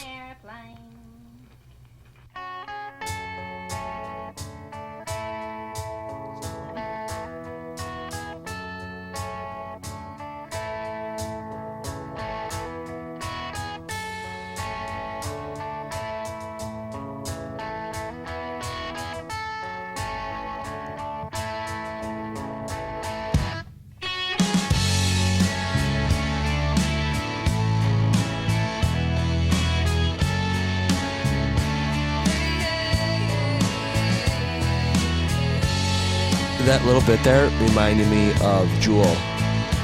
She's almost got that yodeler little voice thing going. Who is currently dating Kevin Costner.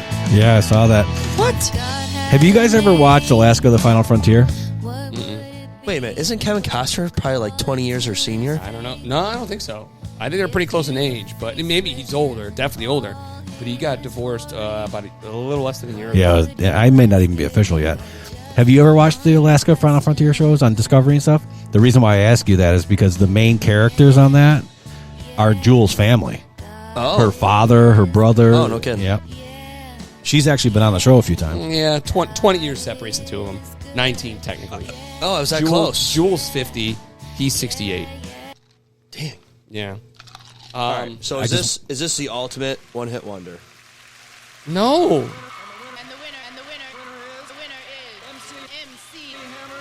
No, he had the Addams Family song. The Addams Family. That was a great song. You can't touch this. This was huge. Not a one-hit wonder. No, I think this transcends one-hit wonder because it was so big. It was so damn big. Technically, a one-hit wonder is you only got the one hit. And I did have his CD. Oh, or not a CD. I had his cassette tape. I used to listen to MC Hammer all the time, and embarrassingly, I'm going to admit, Ace of Base. Ace of Base is really good. Yeah. I have a soft spot for Ace of Base. My wife knows why, but... Do you want to tell us? I have... It's very personal, but... you don't have to. No, it's all right. We had my wife's family, her grandfather, our grandfather, and their uncle. They would go do breakfast, old Italian style, and they would drive to the Native American reservation and get cigarettes. Okay? Pulling out of my driveway, my brother-in-law, Anthony... My grandfather, Uncle Joe are driving in the front, and they used to joke, one can't see, one can't hear. He is blasting the song Signs by Ace of Base, like blasting it down the street. Windows down, middle of summer. Anthony and I are sitting in the back. We're looking at each other like, what is going on here? But they actually had 2 hits. They're not a one-hit wonder. They have a couple songs. They have a couple songs, but that one is an honor... Tribute to them. I always play this song live in my car. Oh, it's a foursome. I didn't know it's a quartet. Yeah, I know there's dudes. Yeah, there's dudes, and they're like this for all. And where are they from? Sweden. I think Sweden. because they're up there with ABBA. And ABBA, I think, Swedish. You didn't call these guys a one-hit wonder, though, right? No. No. Sorry, I was in the middle of something else. Trying to. Oh. Hey, you're doing God's work over there. I am. Hey, you know what? I'm not working tomorrow. I might try a little Manhattan. Evan, can you go in the cabinet and get me a little plastic cup? What did I say for Ace of Base? The sign? No, what did I say? Where are they from? Sweden. Sweden. That would be correct. Gothenburg, Sweden. Sweden? All four. And look up ABBA. The little plastic, clear ones. I think they're in the wrapper. Stockholm, Sweden for ABBA. Yeah, they're like neighbors. They're neighbors. Yeah, two big Swedish bands. I've got one more that I think, like MC Hammer, transcends the one-hit wonder because I think it's such a popular song. The band Aha. Take on Me. Take Tons of on me. I don't think they did have one other song in the top 40, but geez, that song is just so, I don't know, transcending is such a word, but yeah.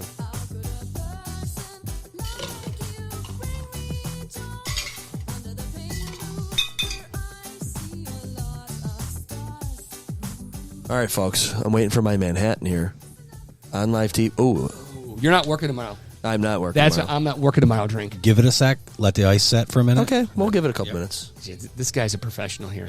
If I ever Mike, have to go I'm to not. a bar and act cool right in front of a bartender, you're the guy who's going to tutor me. You're going to bring me along? I'll bring you along. I'll sit across the room and you have a little earpiece. That's a good one too. Mike, be the really cool guy who knows like 7 alcohols that have never been touched in the back at a drink no one's ever heard of. You know what, Sean? Yes, For sir. the guys that don't know how to drink or don't know what to drink at the bars, I wonder if this would be applicable. Sir? What? Are we being too literal? No, you fool. We're following orders. We were told to comb the desert, so we're combing it. Found anything yet? Nothing yet, sir. That's us at the bar. Don't know what to order. Not a Nope, thing, sir. that's not going to work either. What about you guys? We ain't found shit. And now we're leaving. So sometimes it really pays to know your alcohol. And I'll give you a prime example of a night that I did not know my alcohol. Kelly and I were out with her cousin, and he actually went to high school with Brendan. And it was for Kelly's birthday. Uh-oh. And we end up at the bar at the Curtis Hotel. Okay. Downtown, the spinning bar. Yeah. Yep. And my lovely bride has had a few drinks. I'm driving, and her cousin are having fun and whatever. And she says to me, "See that really fancy white and blue bottle there? That's a tequila. Can we have a couple shots of that?" I'm like, "Sure, it's your birthday. No problem." So I call the bartender. "We'll have 2 shots of that." He looks at me. He goes, "It's $40 a shot. You okay with that?" I'm like, "Uh-huh." What am I going to say at that point? Yes. I don't even know what it was called. Oh, God. I would make a rookie mistake like that. And all of a sudden, it's a $700 tab. Hey, you know what? It's Evan. like my name is Kyle. Evan, you're sitting at a mic. Tell us what you thought about the 2 pizzas that you tried today. The 2 pizzas were... Hold on. You got to talk closer. There you go. The 2 pizzas were good, and I like the pizza that was like more crunchy and looked more black. The Picasso. Okay. Yeah. Because of the pepperoni itself? Yeah. That was the deal breaker? Yep. All right. Well, welcome to the podcast. We'll tell you a little secret. Every one of us voted for that pizza, so good choice. Yep. It was a good pizza. That was a really good pizza, good on Picasso's.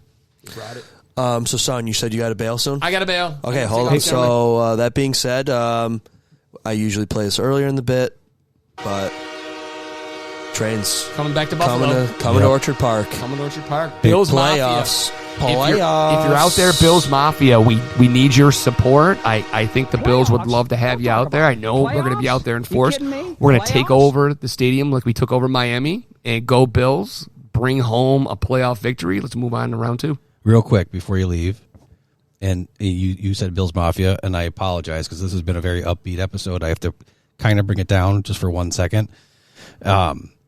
Gentleman's name was Dylan Isaacs. He was the Buffalo Bills fan that was shot and killed outside the game last night. Oh. He came out of the... Didn't even hear about that. Yep. So he and two friends were walking out of the game, walking to their car in traffic, got into an argument, and a gentleman jumped out of his car and shot him and killed him. Yeah. Oh, So terrible. they have a GoFundMe trying to get him home so they can bury him properly. Because of Bills fans, it's already up to $35,000. Yeah. Wow. Yeah. Go Mafia. Yeah. So cheers to the Mafia. Sorry to his family and Friends, friends. yep. Yeah. We So extend our we are ultimately all family, right? Right. Bill's Yep. family. Right. So sorry to bring the moment down for a second, No. but this is what we do, right? Yep. That's what we do. That's who we are. You know, we're a community first. We support each other through very difficult, tough times, and you know, no one should ever go to an event and not come home. You know, whether it's in a car or it should never. Got to remember at the end of the day, it's a game, and we take it so seriously. We vent on a podcast for fun. And we hope it reaches people, but at the end of the day, it's just a game. And you know what? God willing, the sun will rise tomorrow. Yep. Yep. And we always hope that you come home the way you left. Right. And banter is one thing, and I say all the time, I hate Toronto Maple Leafs fans. I hated Miami fans before this. It should never end in that. No, absolutely And that's not. the second or third time that it's happened this year. It happened in New England, Yes. where a gentleman got punched, and when he fell, he hit his head, he died. Right. No, guys, come on. Yeah. Tease each other, bust each other's chops for past records and Right. current records and all that, and leave it at that. It's a game, Right. right? Yep. And now this poor guy he's gone. Yep. Yep. Very sad. God rest his soul. God rest, our apologies to his family, and absolutely, it brings you back down. It really does. Yep. You hear stories of that. It's very tragic. No one, you go down there to have a time of your life. You have a game that's realistically, worth you traveling, and for something like that to happen, it's Everything that we do around this table, everything that the Bills do in that stadium, it's just a game. It is. It is. And we can never take it too seriously. It's great. We're invested. Great. We have a good program. Great. We have a good school or a great team that makes us proud week in and week out. And for every fan that has embraced the Buffalo Bills and is supporting this young man's family, it's a godsend. And it really speaks to what we are as a fan base. And I think that's why I'll go back and I'll say it. I don't think you'll see too many other fan bases really shedding a tear of sorrow if the Buffalo Bills win a Super Bowl. Right. I think you would have where everybody's second pick to win a Super Bowl because of what the Bills have done for this community and what we've done for the Buffalo Bills. Yep. And on that note, gentlemen, On behalf of Dylan Isaacs and all of us, go Bills. go Bills. Go Bills.